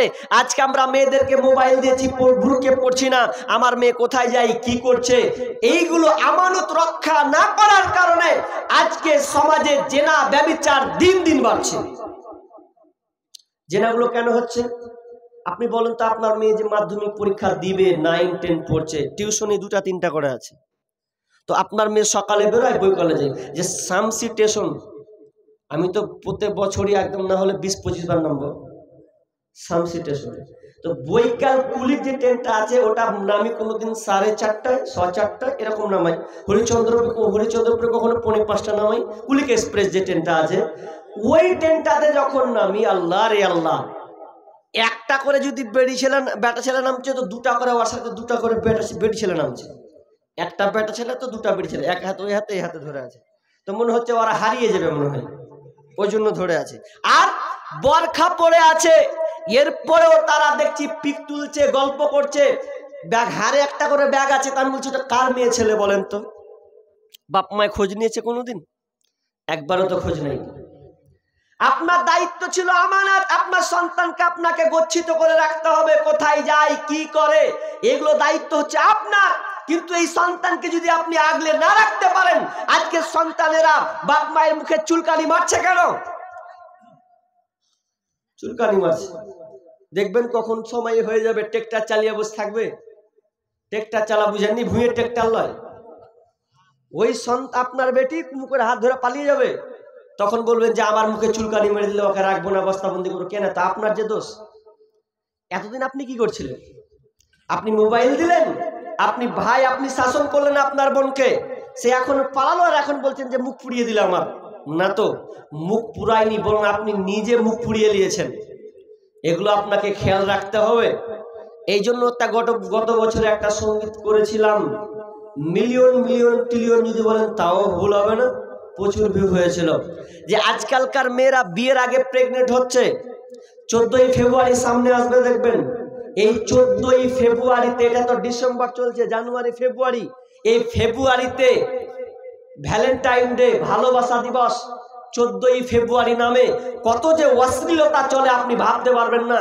ওই পার্কগুলোতে, মার্কেটগুলোতে, কিছু কিছু ফাঁকা জায়গাগুলোতে আপনি দেখতে পাবেন ছেলে মেয়ে ভালোবাসা দিবস, তারা ভালোবাসার নামে তারা কুপ্রস্তাব দিচ্ছে, কিন্তু আমরা বাপ মায়ে খোঁজ রাখি না। আমি বলেছিলাম 14ই ফেব্রুয়ারি যখন আসবে আপনার মেয়েকে ঘর থেকে বের হতে দিবেন না, যদি বের হতে দেন তাহলে অবস্থা খারাপ। 14ই ফেব্রুয়ারি নামে চলছে বেঈমানি, হীরার চেয়ে দামি জিনিস হারায় অনেক নারী, দুষ্টু ছেলের মিষ্টি কথায় পরে নারী ফাঁদে, সব হারিয়ে বোনটি আমার বসে বসে কাঁদে। প্রেমের নামে চলছে এখন অশ্লীলতার ছোঁয়া, কত মনে নারী সম্মান পান্তা ভাতার মোয়া, নারী তুমি সম্মানিতা সব ঘরেরই আলো, লাগলে ছোঁয়া পঙ্কিলতা তার জীবন হবে কালো। তাহলে আপনার মেয়ে যদি কোনো কুকর্ম করে দেয়, তাহলে আপনার সংসারে এসে আপনার কিনা 12টা বাজালো। বোন আমার, আপনাকে বলি, আপনার ইজ্জতের দাম অনেক রয়েছে, আপনার শরীরের দাম এতটা দাম যে আপনার এই শরীর, আপনার দেহ সুরঙ্গা আপনার স্বামীর জন্য নির্ধারণ করা আছে। যদি আপনি ভালো মহিলা হতে চান, তাহলে আপনার ইজ্জত আপনাকে নিজেই ঢাকতে হবে। এই জন্য আমি বলি, খবরদার বোন, আমি আপনাকে বলে খবরদার না, তুমি শালপাত হবে না, কাঁসার থালার মতন হওয়ার চেষ্টা করবে। তাহলে আমাদেরকে সব সময় চেষ্টা করতে হবে যে ভালো, সব সময় চেষ্টা করতে হবে আপনার মেয়েকে আগলে রাখতে হবে, কারণ আপনার মেয়ের অনেক দাম, অনেক ইজ্জত রয়েছে, আপনার মেয়ের অনেক সম্মান রয়েছে। এই জন্য আমি আপনাদেরকে বলছি যে আপনার মেয়েদেরকে ছাড়িয়েন না। আজকে বর্তমানে মেয়েদেরকে যখন ছেড়ে দেওয়া হচ্ছে, একে নিয়ে যান তো সবাই মিলে, ওকে নিয়ে যান, নিয়ে যান, ওকে নিয়ে যান, নিয়ে যান, নিয়ে যান, নিয়ে যান। ও আচ্ছা আচ্ছা, বসুন বসুন। যাক, আল্লাহ কি বললাম যে অবশ্যই আপনার মেয়েকে আপনি আগলে রাখবেন। আজকালকার মেয়েরা রসাতলে চলে যাওয়ার কারণটা এটাই যে আমরা মেয়েদেরকে আগলে রাখতে পারি না। এই জন্য আজকে মেয়েরাকে আগলে রাখার না কারণে আজকে সমাজে কি হচ্ছে, এমন সমাজ হচ্ছে, এবিসি নিউজ বলছে প্রত্যেক বছরে ভারতবর্ষে 5 লাখ শিশুকে হত্যা করা হয়। প্রত্যেক বছর 5 লাখ শিশুকে হত্যা করা হয়। তার কয়েকটা কারণ তারা বিবরণ দিয়েছেন। একটা কারণ যে মেয়েদেরকে মোবাইল দেওয়ার কারণ, বিয়ের আগে তারা প্রেমিকের সঙ্গে কার্যকলাপ করে তারা প্রেগনেন্ট হচ্ছে, এবং প্রেমিক তাকে বিয়ের প্রস্তাব দেওয়ার, বিয়ে করার নামে তাদের সঙ্গে নোংরামিতা ব্যবহার করছে, এই জন্য পেটে বাচ্চা। এই জন্য আমি বলেছিলাম কি, 10 মিনিটের আবেগ মাগো 5 মিনিটের মন, কে তুমি মা দেখতে দিলা না এই পৃথিবীর মুখ, জোর করে আসিনি ক তোর শরীরে আমি, পৃথিবীতে নাকি সন্তান হয় মায়ের কাছে দামি, তবে কেন সুখের ভুলে আমায় পেটে নিলা, সুখের শেষে কেটে ছিঁড়ে আমায় ফেলে দিলা, একদিন তুমি আমার কাছে, একদিন তুমি আমার কাছে আসবে ঠিকই মাগো, কি বলবে আল্লাহর কাছে জমা করে রাখো, আমি তো বেঁচে গেছি, বেঁচে গেল মান, নইলে লোকে বলতো মরে অবৈধ সন্তান, একটু অবৈধ সুখ পেতে মা, একটু অবৈধ সুখ পেতে মা আমায় পেটে কেটে নিলে, কলঙ্কের ভয়ে তুমি আমায় ছুঁড়ে ফেলে দিলে। তোমার মাও করতো যদি, তোমার মাও করতো যদি তোমার সাথে এমন, বুঝতে মাগো সেদিন তুমি মৃত্যুর যন্ত্রণা কেমন। বর্তমানে এটাই হচ্ছে বন্ধুরে, তাহলে আপনার সন্তানকে আপনি আগলে রাখুন, এটা হচ্ছে আপনার জন্য আমানত। এবার একটা হাদিস বলি, ভালো করে কান লাগান। হাদিসটা কি? খুলবেন, খোলাখুলি সমস্যা। বিশ্বনবী বলছেন, কেউ যদি এই 5টা কাজ করে, ভালো করে মনে রাখেন মা বোন ভাই, কেউ যদি এই 5টা কাজ করে তাহলে তার জন্য জান্নাতে একটি ঘর নির্মাণ করা হবে। কি কি সেই 5টা কাজ? ভালো করে কান লাগান। নাম্বার 1, কেউ যদি এই 5টা কাজ করে তাহলে আল্লাহ তাআলা তার জন্য জান্নাতে একটি ঘর বানাবেন। কোন সেই 5টা কাজ? নাম্বার 1 নাম্বার কাজ হচ্ছে, যখন সে নামাজ পড়বে, যখন আজান হবে, সঠিক সময়ে উজু করে 5 ওয়াক্তের পাবন্দ হবে, নামাজকে সুন্দরভাবে 5 ওয়াক্ত নামাজ ঠিক টাইম সে পড়বে। যদি এই কাজটা করতে পারে, সুন্দর করে উজু করে রুকু সিজদা ঠিক মতন করে যদি সে নামাজ পড়ে, তাহলে সে জান্নাতে ঘর পাবে একটা। নাম্বার 2, বিশ্বনবী বলছেন, রমজান মাসে যদি রোজা, কেউ যদি রোজা রাখে, রমজান মাসে যে ফরজ সালাতগুলো আছে, এই সালাত যদি সে রাখে। 3 নাম্বার, যদি সে যাকাতের হকদার হয়, তাহলে যাকাত যদি দেয়, যাকাত তা ঠিক মতন তাকে যাকাত যে নিসাব হবে সেই পরিমাণ যদি সে যাকাত দেয়, যাকাত আদায় করে। নাম্বার 4 নাম্বার বিশ্বনবী বলছেন, যদি তার সামর্থ্য থাকে, এই সামর্থ্যতা অনুযায়ী যদি সে হজ করে, হজ যদি তার উপরে ফরজ হয়ে যায়, আর যদি কেউ হজ করে, এই 4টা কাজ। আর 5 নাম্বার বিশ্বনবী বলছেন, কেউ যদি আমানত রক্ষা করে তাহলে সে জান্নাতে ঘর পাবে। তো আমানত যদি রক্ষা করে, তো ভালো করে বুঝেন এখানে। তো সাহাবীরা বুঝতে পারলেন না, ইয়া রাসূলুল্লাহ আমানত রক্ষা করব এটা বুঝতে পারলাম না, তো একটু বুঝিয়ে দেন আমানত রক্ষা কি।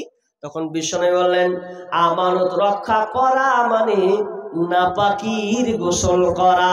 কান লাগাবেন না, আমানত রক্ষা করা মানে নাপাকির গোসল করা। কেউ যদি নাপাকির গোসল করে, তার মানে সে নাপাক অবস্থায় আছে, ফরজ হয়ে গেছে তার উপরে গোসল করা। তাহলে এটা যদি সে ঠিক মতন আদায় করে, তাহলে আল্লাহ তাআলা তার জন্য জান্নাতে একটি ঘর বানাবেন। এবার কান লাগান, হাজি নাপাকির গোসল করা এটা আবার কেমন কথা?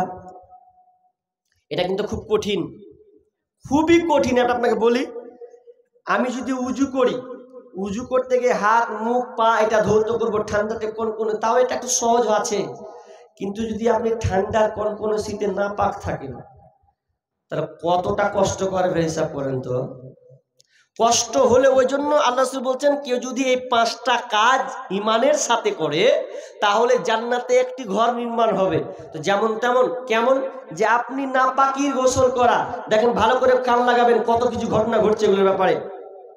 ধরেন কারো বাড়িতে যদি কল নাই থাকে, যে পুকুরে গোসল করে প্রতিদিন, দিন রাত সামনে পুকুর, আচ্ছা বলেন তো ওর জন্য রাতে ফরজ গোসল করা সহজ হবে? খুবই কঠিন, এটা সম্ভব নয়। বরঞ্চ ও যদি নামে তো বলবে যে, কেউ যদি আমাকে রাত 12টায় দেখে নেয়, তা কি বলবে যে রাত 12টায় কি করতে নামলি? তাহলে এটা প্রেস্টিজের ব্যাপার, কেমন করবে। আচ্ছা, অনেকে দেখবেন কল যখন টিপে তো লক করে আস্তে আস্তে বুঝতে না পারে, বুঝতে দিবে না, তাই এটা হয় কি হয় না, এরকম হয় যে কল টিপতে রাত 1টার সময় কে কল টিপে, এক ধান্দা। অনেকে আবার লজ্জা করে, এই লজ্জাতে কল টিপবো, আওয়াজ হবে, গোসল করবো রাত 1টার সময়, জানতে পারবে, এই ভয়ে অনেকে গোসল করে না। নাপাকির গোসল করাটা কত গুরুত্বপূর্ণ আপনাকে বলছি, এখানে গুরুত্বপূর্ণ কথা আছে। অনেকেই গোসল করে না সকাল, কেন বলছে কে কি কহবে না কহবে, লজ্জা লাগছে। লজ্জা লাগছে, লজ্জা তো তখন করা উচিত তোমরা স্বামী স্ত্রী একসাথে ঘুমিয়ে আছো, এটা লজ্জা লাগে না? তুমি যদি 1 মাস 10 দিনও যদি ঘুমাই, কোনো লোক কি জানবে না তোমাদের সম্পর্ক কিসের? এটা তো এমনিতে বোঝা যাবে। আচ্ছা, অত বলছে তুমি যদি প্রেগনেন্ট হবে কি হাল হবে? তখন তো মানুষ জানবে যে এই মেয়েটা প্রেগনেন্ট, 4 মাস 5 মাস 7 মাস। তাহলে এটা তো লজ্জার বিষয় নয়। আপনি নাপাক আছেন, আপনি উজু করবেন, আপনি গোসল করবেন, এটা লজ্জার বিষয় নয়। অনেকে বাহানা করে, কি টাল বাহানা, অনেক মেয়েদের মধ্যে দেখবেন মাথায় শ্যাম্পু আগে ঘরে মেখে লেছে, মাথায় মেরে দিয়েছে, কিংবা দেখবেন ও খাচ্ছে, লাইভে ও নাপাক আছে কিন্তু ও খাচ্ছে, খাঁচার বাহানা, না তো আর ভারী বাসনের বাহানা, ও ফজরের নামাজ পড়েনি। এটা লজ্জার বিষয় নাপাকির গোসল করা। অনেক মা বোন লজ্জা নিবেন না, শিক্ষা আছে। আপনার যদি বৈকাল 4টার সময় কোনো মেয়ে যদি আপনার কিনা পিরিয়ড হয়, মাসিক হয়, দেখবেন ও আর লজ্জাতে গোসল করবে না। কেন? যে আমি গোসল করব, মানুষ জেনে যাবে। কিন্তু এটা লজ্জার বিষয় নয়, এটা লজ্জার বিষয় নয়, এটা আপনাকে করতে হবে। আল্লাহ তাআলা তো এইভাবে আমাদেরকে প্রজনন হিসাবে সৃষ্টি করেছেন। এটা লজ্জা কেন? লজ্জার কথা নয়। অনেক ছেলে যদি নাইট ফলস হয়, দেখবেন ও আর গোসল করে না, সকাল 8টা 9টার সময় দেখা যাবে। কিন্তু ছি, আপনি যে নাপাক অবস্থায় আছেন, আপনি এই অবস্থায় যদি মারা যান, তাহলে আপনার কি হবে? আপনি যে নাপাক অবস্থায় শুয়ে আছেন, নামাজ ছেড়ে দিয়েছেন, আল্লাহকে ভয় করতে শিখুন। লজ্জা তো আল্লাহকে বেশি করা উচিত, যে আমি এখন পর্যন্ত নাপাক অবস্থায় আছি। আপনি কাকে লজ্জা করছেন? না, এটা লজ্জার বিষয় নয়, এটা আপনাকে নিজেকে কন্ট্রোল করতে হবে। আল্লাহ রাসূল গোসল করতেন, বিবিদেরকে উঠাতেন রাতের বেলায়। মা এসা নিজে করিলেন বর্ণনা, কি আনন্দ নবীর সাথে নাই তার তুলনা। মধুর জবানে ডাকেন রাতের মাঝেতে, মধুর জবানে ডাকেন রাতের মাঝেতে, উঠো গোসল করিব মোরা একসাথে। পানির পাত্র রাখতাম নিজের মাঝেতে, পানি নিয়ে গোসল করতাম মোরা একসাথে। কবু কেড়ে নিতাম পাত্র নবীর হাত হতে, ঢালিতাম পানি আমি নিজের মাথাতে। কবু ঢেলে নিতেন পাত্র, কবু কেড়ে নিতেন পাত্র মোর হাত হতে, পানি ঢালিতেন তিনি নিজের মাথাতে। তাহলে এইভাবে তিনি মা আয়েশা নিজে বর্ণনা করছেন, আমার স্বামী আমাকে রাতে উঠাতেন 12টা 1টা রাত যখন গভীর হতো, আমাকে আদর করে উঠাতো, আয়েশা রে ওঠো, এখন আমরা নাপাক অবস্থায় রয়েছে, আমরা পবিত্র হতে চাই। স্বামীকে আপনার কি নাম স্ত্রীদেরকে আনন্দ দিয়ে মধুর জবানে ডাকতেন, এটা কোনো লজ্জার বিষয় নয়। মা বোন, যদি আপনি নাপাক হয়ে যান, তাহলে আপনি সঙ্গে সঙ্গে, যদি আপনাকে ঠান্ডা লাগে, তাহলে আপনি ওই পানিটাকে গরম করে নেন, চেষ্টা করুন। যদি খবরদার আপনি নাপাক অবস্থায় আপনি টাইমকে নষ্ট করবেন না। বিষ্ণু বলছেন, কেউ যদি নাপাকির গোসল করা এটাকে সুন্দর করে আগলে রাখতে পারে, বিষ্ণু বলছেন ওই তার জন্য জান্নাতে একটি ঘর নির্মাণ করা হবে। তাহলে এটা হচ্ছে আমানত, এটাও একটা আমানত। পবিত্র থাকা, অপবিত্র থেকে পবিত্র হওয়া, এটাও একটা আমানত। আমানত সব কিছু ক্ষেত্রেই আছে। কেমন আমানত? আপনার শরীরটাও কি আমানত। আপনার শরীরকে আপনি যেখানে সেখানে ব্যবহার করতে পারবেন না, আপনি ইচ্ছা মতন। কেন পারবেন না জানেন? আল্লাহ সূরা ইয়াসিনে বলছেন, আল ইয়াউমা নাখতিমু আলা আফওয়াহিম ওয়া তুকাল্লিমুনা আইদিহিম ওয়া তাশহাদু আরজুলুহুম বিমা কানু ইয়াকসিবুন। আল্লাহ তাআলা কিয়ামতের দিন তার মুখে মোহর লাগিয়ে দিবেন, মুখ বন্ধ করে দিবেন, মুখ কোনো কথা বলবে না। আল্লাহ বলবে, হাত কথা বলো, কথা বলো, কথা বলো, এমনি কি কথা বলো, এ পা কথা বলো, তুমি হাত দুনিয়াতে কি করেছো বলো, পা তুমি দুনিয়াতে কি করেছো বলো। এমনকি চামড়া পর্যন্ত কথা বলবে, ত্বক পর্যন্ত তোমার বিরুদ্ধে চলে যাবে। তার মানে এটা তোমার নিজের হাত পা নয়, আল্লাহ তোমাকে আমানত হিসাবে রেখেছে, তুমি যেখানে সেখানে ব্যবহার করতে পারবে না। সেদিন তুমি আফসোস করবে। কেমন আফসোস করবে? যখন তুমি এই হাত, তোমার চামড়া যখন বিরুদ্ধে চলে যাবে, তুমি মনে মনে বলবে, আরে এই চামড়াটা কত সুন্দর, শীতে যেন ফেটে না যায়, কত দামি দামি সাবান লাগিয়েছিলাম, কত ভালো ভালো তেল লাগিয়েছিলাম, এরপরও আমার সঙ্গী হলো না, আমার বিরুদ্ধে সে চলে গেল। পা আপনার বিরুদ্ধে চলে যাবে, হাত আপনার বিরুদ্ধে চলে যাবে, সব কিছু আপনার বিপক্ষে চলে যাবে। তার মানে এইগুলো, বডিটা হচ্ছে আপনার আমানত, আপনাকে ঠিক মতন বহাল রাখতে হবে। কোথায় খাচ্ছেন, যাচ্ছেন, কোথায় কি করছেন, সব এ টু জেড আল্লাহকে আপনাকে বুঝিয়ে দিতে হবে। পুরো বডিটা পর্যন্ত হচ্ছে আপনার আমানত। এই আমানত রক্ষা আপনাকে করতে হবে। যা মন তা ইচ্ছা আপনি করতে পারবেন না, আপনি নিজের বাইরে আপনি যেতে পারবেন না। এবার শেষে একটা কথা বলি দিয়ে আমি একটা গুরুত্বপূর্ণ দিকে চলে যাই। এটা মসজিদে জালসা তো না, মসজিদের যেহেতু জালসা, দেখেন মসজিদের জালসা, মসজিদ হচ্ছে আল্লাহর ঘর, এখানে আল্লাহকে ডাকা হয়, বিকল্প আর কোনো কিছু না। মসজিদ আল্লাহর ঘর, রক্ষণাবেক্ষণ আমাদেরকে করতে হবে। কারণ আজকে ভারতবর্ষের যা অবস্থা, আপনি আশ্চর্য হয়ে যাবেন। এই ভারতবর্ষ এমন একটা দেশ হয়ে গেছে যে মুসলিমদের উপরে নির্যাতন, মসজিদকে তছনছ করা হচ্ছে। দুঃখ লাগে। ভাই আপনারা উঠছেন কেন? হ্যাঁ, বসেন বসেন, আর একটু আছি, বসেন, আল্লাহর রাস্তে বসেন, শেষ করে দিব তো, শেষের দিকে আসি, আর উঠিয়েন না। কি বলছিলাম, এটা মসজিদ যেহেতু আল্লাহর ঘর, আপনাদেরকে কিছু জিনিস দিতে হবে। একটা কথা বলি আপনাদের, আচ্ছা প্রশ্ন করছি, বলে উত্তর দেন তো। আপনারা নিজের মালকে ভালোবাসেন না পরের মালকে ভালোবাসেন? কথাটা উত্তর দিবেন এক চান্সে। নিজের মালকে ভালোবাসেন। এবার দেখেন ভুলটা কোথায় হলো। ভাই এগুলা ডিস্টার্ব করছে, খুব খারাপ লাগছে। দাও কেনে খামখা, ঝামেলা লাগাইছে পারবো না।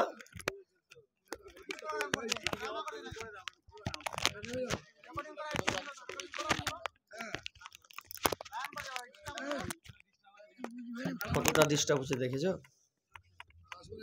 হ্যাঁ, শুনেন ভালো করে, কি বললাম, বাইনটা মোড়টা কেটে যায়। আমি প্রশ্ন একটা করেছিলাম, কি বলেছিলাম, যে আমরা নিজের মালকে ভালোবাসি, কিন্তু আল্লাহ রাসূল সাহাবীদেরকে জিজ্ঞাসা করছেন, মা বোন কান লাগান, কি জিজ্ঞাসা করছেন, বলছে যে সাহাবীদেরকে বলছেন, এই সাহাবীরা, রাবি হচ্ছেন আবু হুরায়রা, বলছেন যে তোমরা নিজের মালকে ভালোবাসো না পরের মালকে ভালোবাসো?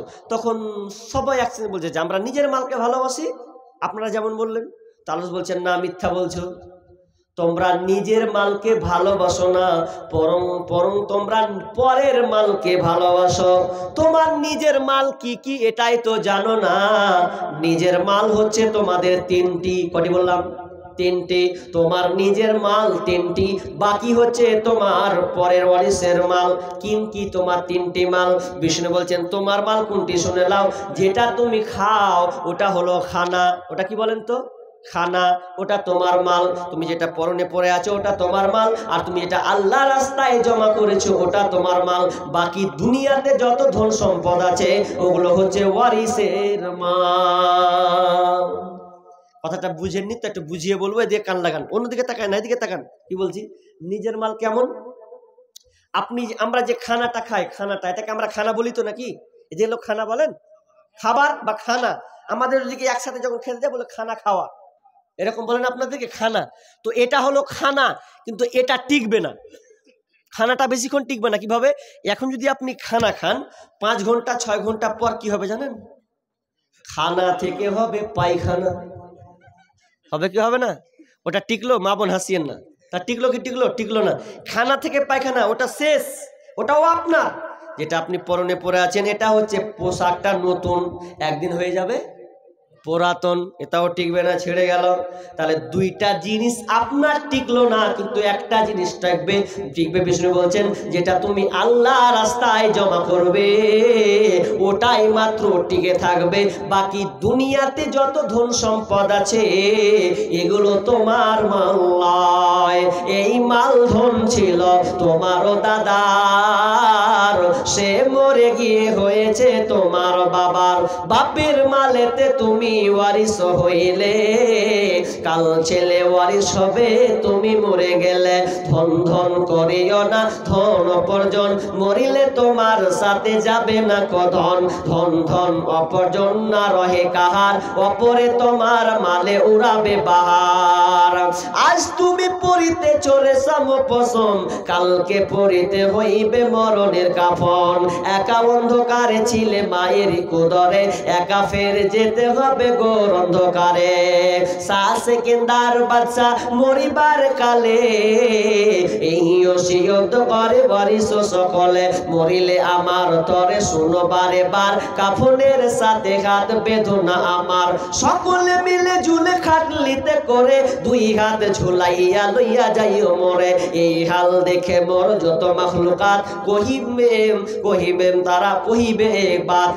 সেকেন্দার বাচ্চা এমনই এক ছিল, সকলে থাকিল আর খালি হাতে গেল। তার মানে আপনার দুনিয়ার যত ধন সম্পদ আছে এগুলো সব থেকে যাবে। এবার ছোট্ট করে আপনাকে উদাহরণ দিই। মনে করলেন আপনি এখন ভালুকা স্টেশনে উঠবেন কিংবা হরিশ্চন্দ্রপুরে উঠবেন, উঠার পর আপনি নিয়ত করলেন মালদা যাব, কিন্তু ট্রেনটা মালদা যাবে না, ট্রেনটা শেষ হচ্ছে হাওড়া কিংবা শিয়ালদা। হাওড়া কিংবা শিয়ালদা যাবেন, আপনি একটা টিকিট কাটেন মালদা, ক টাকা? তো বললেন 50 টাকা কিংবা 40 টাকা। টিকিট কাটলেন, কেটে একটা সিট পেলেন, সিটটাতে আপনি বসে গেলেন।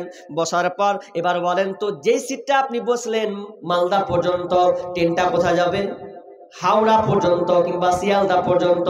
এবার আপনারা শিক্ষিত সুধী মণ্ডলী উত্তর দেন, আপনি মালদায় যখন নেমে যাবেন, বলেন তো যেই সিটটা আপনি ছাড়বেন ওই সিটটাই ফাঁকা থাকবে না অন্য কেউ বসবে? অন্য কেউ বসবে।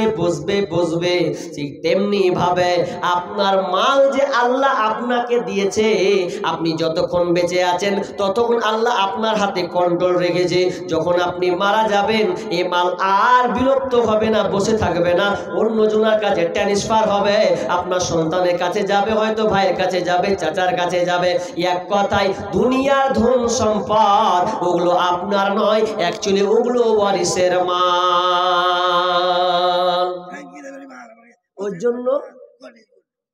ওই জন্যে আমি একটা কথা বারবার বলতাম, যে আপনি দুনিয়াতে এত ধন সম্পদ এত টাকা পয়সা করেছেন, এগুলো কি হবে যেদিন আপনি মারা যাবেন? ধন সম্পদ টাকা পয়সা মারা গেলে খাবে লোকে, তার মানে আপনার সন্তান সন্ততি খাবে। আর যখন আপনি মারা যাবেন, যখন আপনাকে কবরে রাখা হবে, তখন আপনার দেহটা খাবে পোকাতে। আবার বলছি, কথাটা শুনেন, আপনার ধন সম্পদ যখন আপনি মারা যাবেন তখন খাবে লোকে, আর যখন আপনার দেহটা কবরে রাখা হবে তখন আপনার দেহটা খাবে পোকাতে। আমরা বুঝলাম না ধন সম্পদ আল্লাহ আমাদেরকে দিয়েছেন।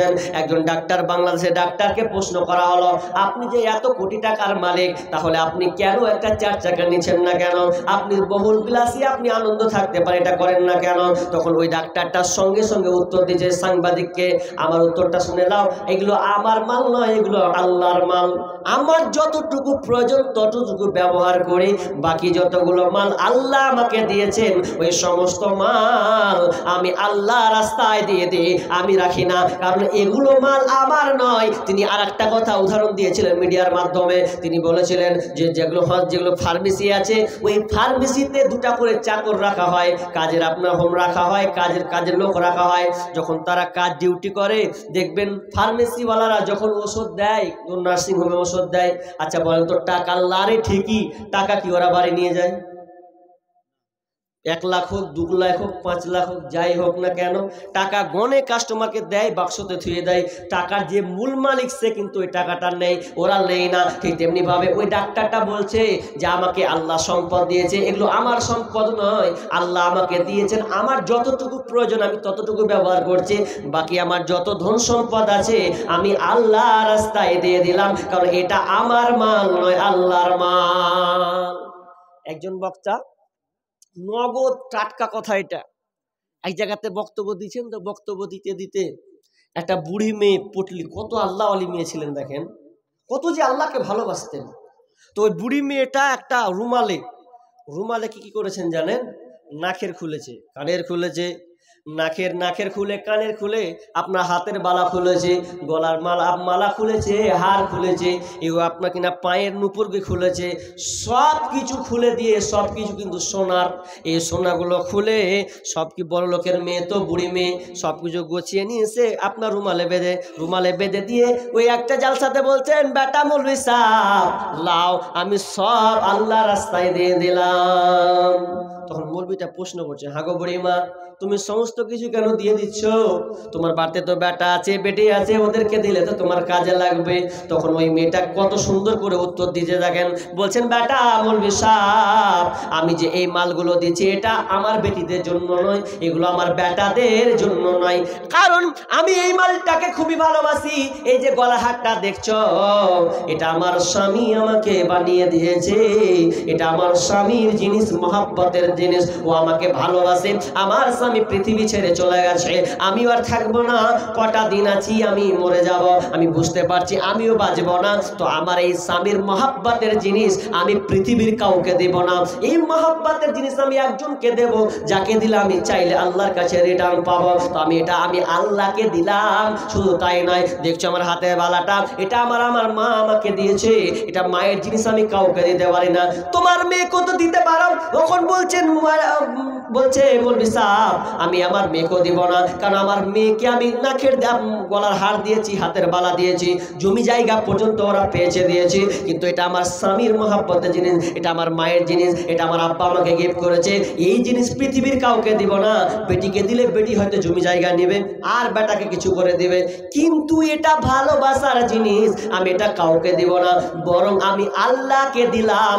যেদিন আমি মারা যাব, সেদিন মরার পরে আমি আল্লাহকে বলবো, আল্লাহ রে, যে আমার স্বামীর ভালোবাসার গলা হারটা, ওই হারটা আপনি আমাকে দেন। আমি মরার আগে যেমন সুন্দর করে পড়েছিলাম, মরার পরেও আমার স্বামীর মহাব্বতের জিনিস, ভালোবাসার জিনিসটা আমি মরার পরে পড়তে চাই। এই জন্য আমি আল্লাহকে জমা দিয়ে দিলাম। যেদিন মারা যাব, সেদিন আমি আল্লাহর কাছে চেয়ে নেব, কারণ এগুলো আমাকে আমানত হিসাবে দেওয়া হয়েছে। কি তার জবাব! এই জবাব শুনে আপনি আশ্চর্য হয়ে যাবেন। কিন্তু আজকালকার যদি বলতে হয় যে আপনি কতটুকু আল্লাহকে দিয়েছেন, ছেলে মেয়ে দুনিয়া নিয়ে আপনি মাত্তা হয়ে আছেন, দেখেন যেদিন আপনি বার্ধক্যে পৌঁছে যাবেন, বয়স হয়ে যাবে, সেদিন আপনাকে আর চিনবে না। কত প্রমাণ নেবেন আপনি? কত বাপ ছেলেরা রাজবহুল বাড়িতে, মার্বেলওয়ালা বাড়িতে বাস করছে, বাপ যখন বার্ধক্যে পৌঁছেছে, বুড়িয়ে যাচ্ছে, এক কোনায় সিঁড়ির তলে ঘর রাখছে, খাবার যদি খাওয়াচ্ছে ছেলেরা, তো মৌলবীর মতন পালি সিস্টেম করছে। যে করেন আপনার দিকে মৌলবীর পালি, মানে ওর একদিন ওর একদিন।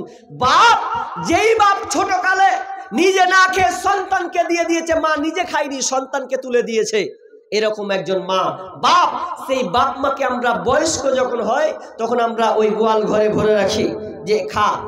আরে একটা সন্তান যদি মাছ ভাত খায়, ও যদি গরু মাংস নিয়ে আসে, তাহলে দুটাই প্লেট বাপের সামনে এসে হাজির করতে হবে, আব্বা তোমার যেটা ইচ্ছা তুমি খাও। কিন্তু আজকে কি হচ্ছে, বাপ বয়স্ক হয়ে যাচ্ছে, যে বাপে এত ধন সম্পদ ছিল বেটারা নিয়েছে, কত খবর নেবেন, বাপ মায়ের ট্যাং ভেঙে দিয়ে তারা ছেলেরা সন্তানেরা নামের করে নিয়েছে, ছোট বেটা বাপের ট্যাং ভেঙে দিয়েছে, মা মরে গেছে, তো মা যে মরে গেছে তো জানাজা পড়বে না, অর্থাৎ সন্তান কিনে নিয়েছে। কত ঘটনা নেবেন, আমাদের জঙ্গিপুরের ঘটনা বলছি আপনাকে, আমাদের বাড়ির পাশের ঘটনা, যে ঈদের দিন বেটা নুঙ্গি দিয়েছে, তো নুঙ্গিটা যদি দিয়েছে, আল্লাহ রে আল্লাহ, কোনো রকম করে একটা নুঙ্গি, বয়স্ক বাপ ভ্যান চালায়, ভ্যান খেটে যে সন্তানগুলোকে লালন পালন করলো, বিয়ে দিল, সেই ছেলের আর বেটাকে দেখে না।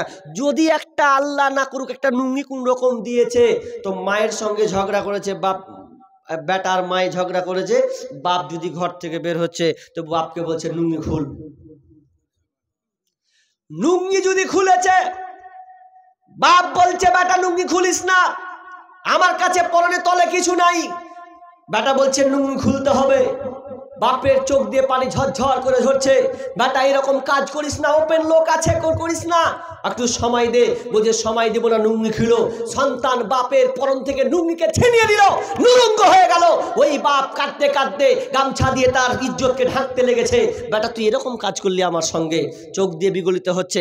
বলেন তো এই কুলাঙ্গারেরা বাপের সঙ্গে এরকম আচরণ যদি করে, আপনি ভেবেছেন কোন অবস্থায় পর্যায়ে গেছে? বাপ কাঁদো কাঁদো অবস্থায় বাড়ি থেকে নুঙ্গিটা পরে ভ্যান নিয়ে বের হয়েছে, ছিঁড়া নুঙ্গি, গামছা, লুঙ্গি না পেয়ে গামছা পরে একটা খারাপ কি বলে একটা গায়ে চাদর দিয়ে তিনি বের হয়েছেন। বের হওয়ার পর একজন ড্রাইভার বলছে আপনার এই হালাত কেন? লোকটা কাঁদতে কাঁদতে বলছে, আমার ছেলে আমার পরন থেকে লুঙ্গি কেড়ে নিয়েছে, আজকে আমি ছেলে একটা জামা পরে আছি, সামান্য কয়েকটা টাকা উপার্জন করতে এসেছি। সেই সময় মাল নিয়েছিল, আপনার ভারী মাল বইতে পারে না, ময়া করছে, ওই আপনার কিনা বাইক চালক বলছে আমি আপনাকে ঠেলে দিচ্ছি, আপনি ওভারব্রিজ করেন, ঠেলে দিচ্ছে। তিনার কাছে এই সমস্ত কথা শুনলো, এই কথাটা ফেসবুকে এখনো আছে। আচ্ছা বলেন তো, যে সন্তানের জন্য আপনি এত কিছু করে গেলেন, ভবিষ্যতে হালাত কি হচ্ছে যে সেই সন্তানেরা আপনাকে দেখছে না। আপনাকে আমি প্রমাণ করে দেবো, এটা তো কয় সংখ্যক, আমার শ্রোতা হাজার হাজার হয়, ডেট অনেকে পায় না, আপনারা ভাগ্য ভালো পেয়েছেন।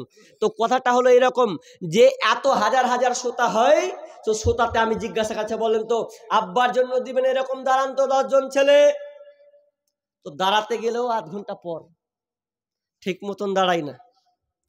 যে সন্তান, যে বাপ মা সন্তানের জন্য এত কিছু করলো, পরিশ্রম, কত কষ্ট মেহনত করে সন্তানদিকে মানুষ করলো, অথচ টাকা বের হচ্ছে না। আর ওই বাপের আমরা আজকে কি হয়ে গেছি, সন্তানের মোহে পড়ে। আমি বলছি না সন্তানের জন্য আপনি রাস্তা দেন, সন্তান যেন লোকের দ্বারা হাত না পাতে, এটাও আপনাকে চিন্তা করতে হবে, কিন্তু পাশাপাশি নিজের জন্য আপনাকে এটা ভাবতে হবে। এই জন্য একটা কথা আছে, থাকতে গরু বাইনাহাল, তার দুঃখ সর্বনাশ। মাল থাকতে ফকির, সব মাল ছেলেরা নিয়ে নিয়েছে। আজকে আপনি 20 টাকা দান করবেন কি 500 টাকা দিবেন, এরকম আপনার ক্ষমতা নেই। কেন? এককালীন ছিলেন, আজকে নাই। এই জন্য বলি দান নিজের হাতে শিখুন।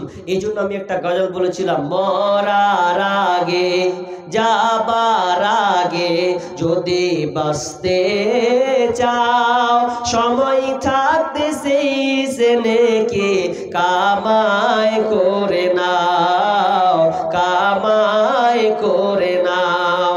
আল্লাহর আদেশ নিষেধ মতো জীবন চালাও আবিরাত, ছেলে মেয়ে সন্তানেরই ইমানদার বানাও, সময় থাকতে সেই নেকি কামাই করে নাও, কামাই করে নাও।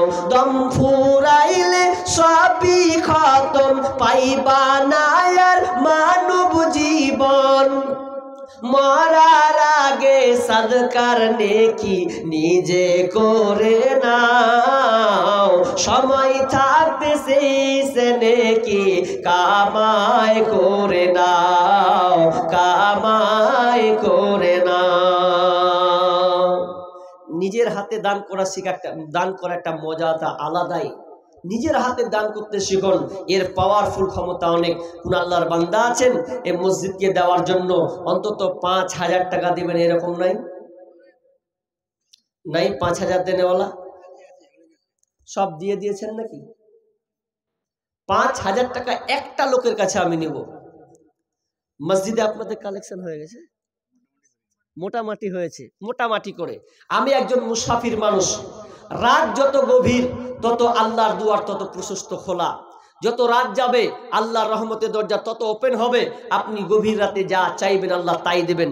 আর আমি একজন মুসাফির হিসাবে, আর রাসূল সাল্লাল্লাহু আলাইহি ওয়াসাল্লাম বলেছেন মুসাফিরের দোয়া আল্লাহ কবুল করেন। আপনার মনে যা ইচ্ছা, আপনার বাসনা, আপনার যা টার্গেট আছে, আপনি অসুস্থ আছেন, আজকে আপনি দিয়ে দেখুন যে আল্লাহ আমার ছেলেটা, আমার স্ত্রী, আমার স্বামী, আমার ভাই, আমার আব্বা অসুস্থ আছে, এই হালাতে আছে, আল্লাহ তুমি তাদেরকে সুস্থ দান করো। এই বিনিময়ে কিছু দিতে শিখুন, সাদাকা। যদি আপনি অসুস্থ হয় আর যদি আপনি দান করেন, সাদাকা করেন, আল্লাহ তাআলা এই অসুখ ভালো করবেনই করবেন। কারণ ডাক্তারকে আমরা অনেক টাকা দিতে দিয়ে কোনো দ্বিধাবোধ করি না। 5000, 10,000, 20,000 যদি লাগে সন্তানকে বাঁচার জন্য আমরা টাকা ঢেলে দিই, কিন্তু মনে রাখবেন সাদকা দান এত তার ক্ষমতা যে আপনি সুস্থ অসুস্থ আছেন, আপনি দান করুন, আল্লাহ আপনাকে সুস্থ করবেন।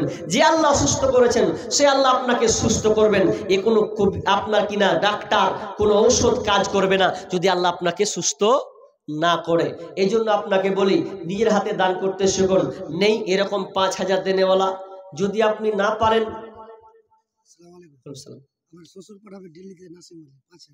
আপনার শ্বশুর, আচ্ছা উনি পাঠাবেন 5000, তাই তো? মাশাআল্লাহ, লিল্লাহি তাকবীর। যা হোক, তিনার শ্বশুর 5000 টাকা এই মসজিদে দিবেন। রব্বুল আলামিন, আল্লাহুম্মা আনতাস সালাম ওয়া মিনকাস সালাম, তাবারাকতা ইয়া যাল জালালি ওয়াল ইকরাম। রব্বুল আলামিন আল্লাহ তিনা শ্বশুর আল্লাহ 5000 টাকা দিবেন মসজিদে। রব্বুল আলামিন আল্লাহ তুমি দানকে আল্লাহ তুমি কবুল করে নাও, যে উদ্দেশ্যে দিয়েছে আশা পূর্ণ করে দাও, বালা মুসিবত দূর করে দাও, রোজগারে বরকত দিও আল্লাহ, তার পরিবারকে সুখে শান্তিতে রাখিও আল্লাহ, তার ক্ষেত খামারে বরকত দিও, আমিন সুম্মা আমিন। ভাই আর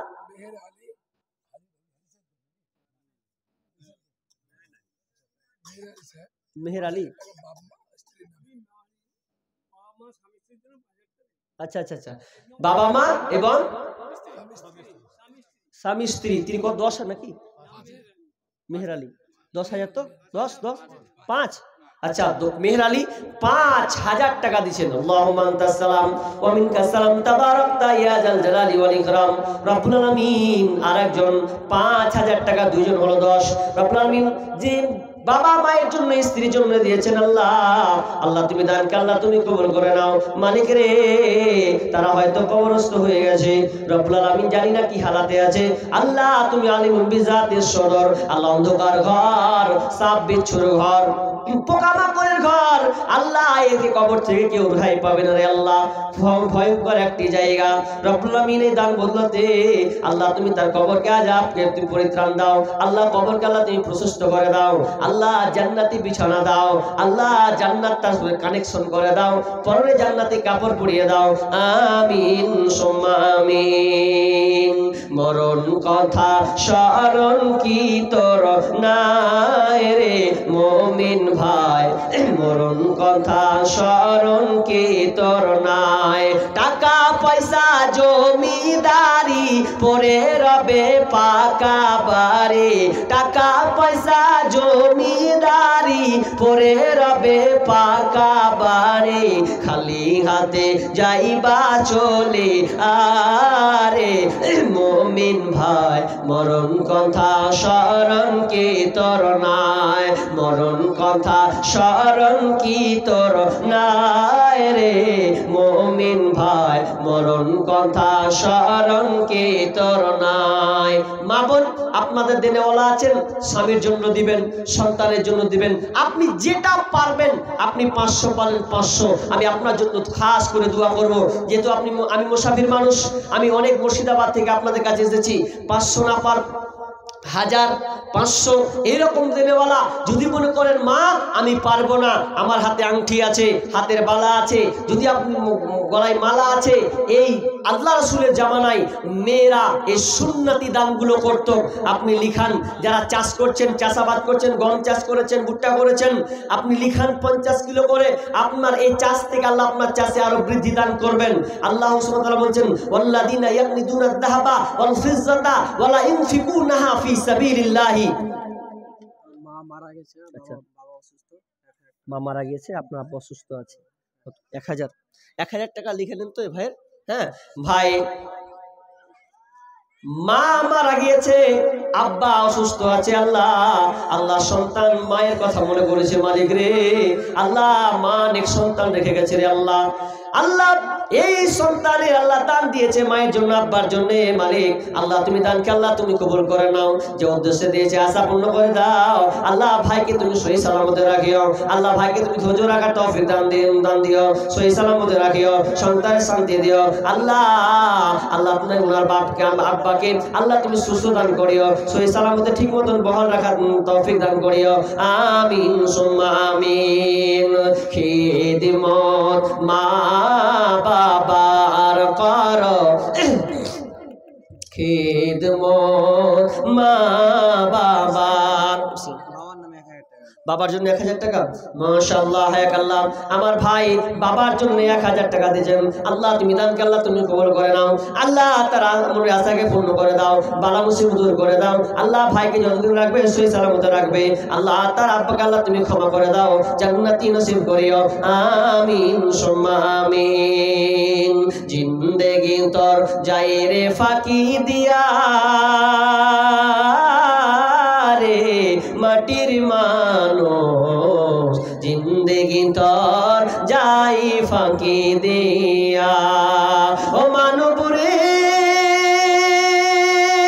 কামিনীর ওই কোলেতে, কার কোলেতে রইলি তুই, সারা নিশি কাটালি তুই ঘুমায়া ঘুমায়া রে মাটির মানব জিন্দেগি তোর যাই ফাঁকি দিয়া জিন্দেগি তোর যাই রে ফাঁকি দিয়া রে মাটির মানব জিন্দেগি তোর যাই রে ফাঁকি দিয়া। ভাই বলেন, মা মারা গিয়েছে, আব্বা অসুস্থ কিংবা আব্বা মারা গিয়েছে, এরকম কোনো নেক সন্তান নেই আব্বার কথা মনে করে মায়ের চেহারাকে মনে করে আজকে আপনি 500 টাকা দিবেন, 1000 টাকা দিবেন, আরে নেই 500 টাকা আপনি লিখান, ইনশাআল্লাহ আপনি 1 মাস পর দিবেন কিংবা 2 মাস পর দিবেন, অন্তত আপনি আজকে শরীক হন। আজকে মোজাম্মেল হক 10,000 টাকা, মোজাম্মেল হক কত? 2000, তাই তো? মোজাম্মেল হক ভাই 2000 টাকা দিচ্ছেন। আল্লাহুম্মা সাল্লি আলাইহি আল্লাহুম্মা বারিক আলাইহি বারাকাল্লাহ আমিন সুম্মা আমিন। আমার বাবার জন্য মাশাআল্লাহ ভাই, তিনি বাবার জন্য আল্লাহ 1000 টাকা দিয়েছেন। আল্লাহ আল্লাহ তুমি দানকে কবুল করে নাও, যে উদ্দেশ্যে দিয়েছে আল্লাহ তুমি আশা পূর্ণ করে দাও রব্বুল আমিন। আল্লাহ তিনার পরিবারকে আল্লাহ সহি সালামতে রাখিও, সুখ শান্তিতে রাখিও। আল্লাহ অসুস্থ কেউ থাকবে, অসুস্থ থাকলে তুমি সুস্থ দান করিও। আল্লাহ সেই বাড়িতে তুমি রহমত বরকত বর্ষণ করিও। আমিন সুম্মা আমিন। মায়ের মতো হয় না আপন, মায়ের মতো হয় না আপন, হয় না তাহার তুলনা।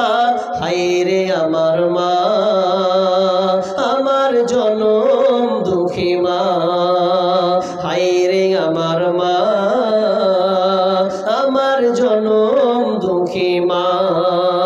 মা ছিল মোর আধার ঘরে পূর্ণিমারি চাঁদ, মা ছাড়া সেই ঘরখানাতে নাই রে কোনো সাদ, আমার নাই রে কোনো সাদ। মা ছিল মোর আধার ঘরে পূর্ণিমারি চাঁদ, মা ছাড়া সেই ঘরখানাতে নাই রে কোনো সাদ, আমার নাই রে কোনো সাদ। সেই মায়ের কথা পড়লে মনে, সেই মায়ের কথা পড়লে মনে ঘুম যে চোখে আসে না।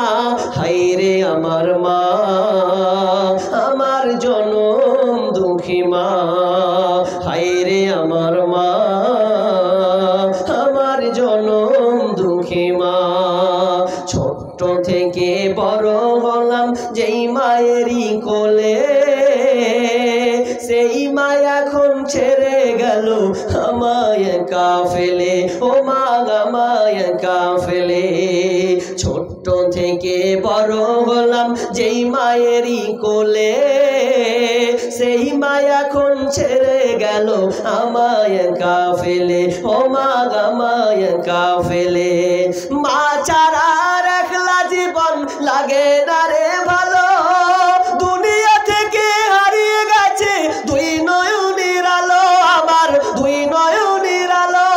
মা ছাড়া একলা জীবন লাগে না রে ভালো, দুনিয়া থেকে হারিয়ে গেছে দুই নয়নের আলো, আমার দুই নয়নের আলো। সে মায়ের কথা পড়লে মনে, সে মায়ের কথা পড়লে মনে ঘুম যে চোখে আসে না। হায়রে আমার মা, আমার জনম দুঃখী মা, হায়রে আমার মা, আমার জনম দুঃখী মা। মায়ের মতো হয় না আপন, হয় না তাহার তুলনা। হায়রে আমার মা, আমার জনম দুঃখী মা।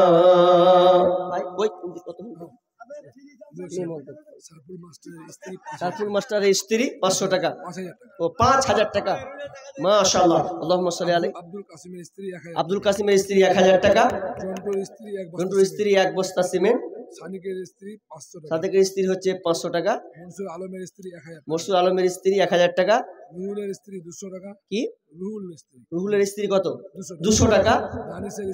দানিশের স্ত্রী হচ্ছে 200 টাকা। জাহাঙ্গীরের স্ত্রী দিয়েছেন 200 টাকা, তাই তো? ছেলে 500 টাকা। কি নাম? শাহিন স্যার ছেলে কত? 500 টাকা। আল্লাহুম্মা সাল্লি আলাইহি আল্লাহুম্মা বারিক আলাইহি বারাকাল্লাহ। জলিল মেম্বার সাহেব 5 বস্তা সিমেন্ট। কি নাম? আব্দুল জলিল সাহেব। আব্দুল জলিল কোনটা? এই যে মেম্বার সাহেব কই মেম্বার মানুষের 5 বস্তা সিমেন্ট দিবে জি মেম্বার কেন এত কম হবে জি 5 বস্তা কত হবে কহেন তো 5 বস্তা কই ভাই একটু মোসাফা করে আসেন তো কে কোনটা কই ভাই একটু মোসাফা করি আল্লাহর রাস্তায় আচ্ছা মোসাফা করবেন না মোসাফাটা করি আল্লাহর রাস্তায় তিনি 5 বস্তা দিয়েছেন রানিং মেম্বার নাকি হ্যাঁ সুবহানাল্লাহ এত সুন্দর একটা পদ দিয়েছে জি হ্যাঁ ভালো পদ মানে হ্যাঁ 5 বস্তা দিয়েছেন মসজিদ যেহেতু আপনাদেরই মসজিদ দেখলাম অবস্থা ঠিকই আছে তো আপনি আর 5 বস্তা চাপান 10 বস্তা করে দেবেন হয়ে যাবে ইনশাআল্লাহ করেন 5 বস্তা খুব লয় আর 5000 টাকা 10 বস্তা খুব একটা দামও লয় দিবেন আল্লাহ ইনশাআল্লাহ করেন ইনশাআল্লাহ লিল্লাহি তাকবীর যাক তিনি 10 বস্তা দিয়ে দিবেন 10 বস্তা হয়ে গেল আল্লাহুম্মা সাল্লি আলাইহি আল্লাহুম্মা বারিক লাহাক লা বারাকাল্লাহ আল্লাহ তুমি ভাই আল্লাহ তুমি দান আল্লাহ তুমি কবুল করে নাও রব্বুল আলামিন আল্লাহ ভাই পূর্ণ করে দাও রব্বুল আলামিন তার সংসার সুখ শান্তি রাখিও রব্বুল আলামিন তার সন্তানদেরকে সহি সালামতে রাখিও আর রুজ খেতে বরকত দান করিও আল্লাহ যতদিন থাকবে আল্লাহ তুমি ঈমানের হাতে বাঁচিয়ে রাখিও আমিন সুম্মা আমিন একদিন মাটির ভিতরে হবে ঘর রে মন আমার কেন বান্ধ দালান ঘর রে মন আমার কেন বান্ধ দালান ঘর দেহ তোমার চর্ম চার গলে পচে যাবে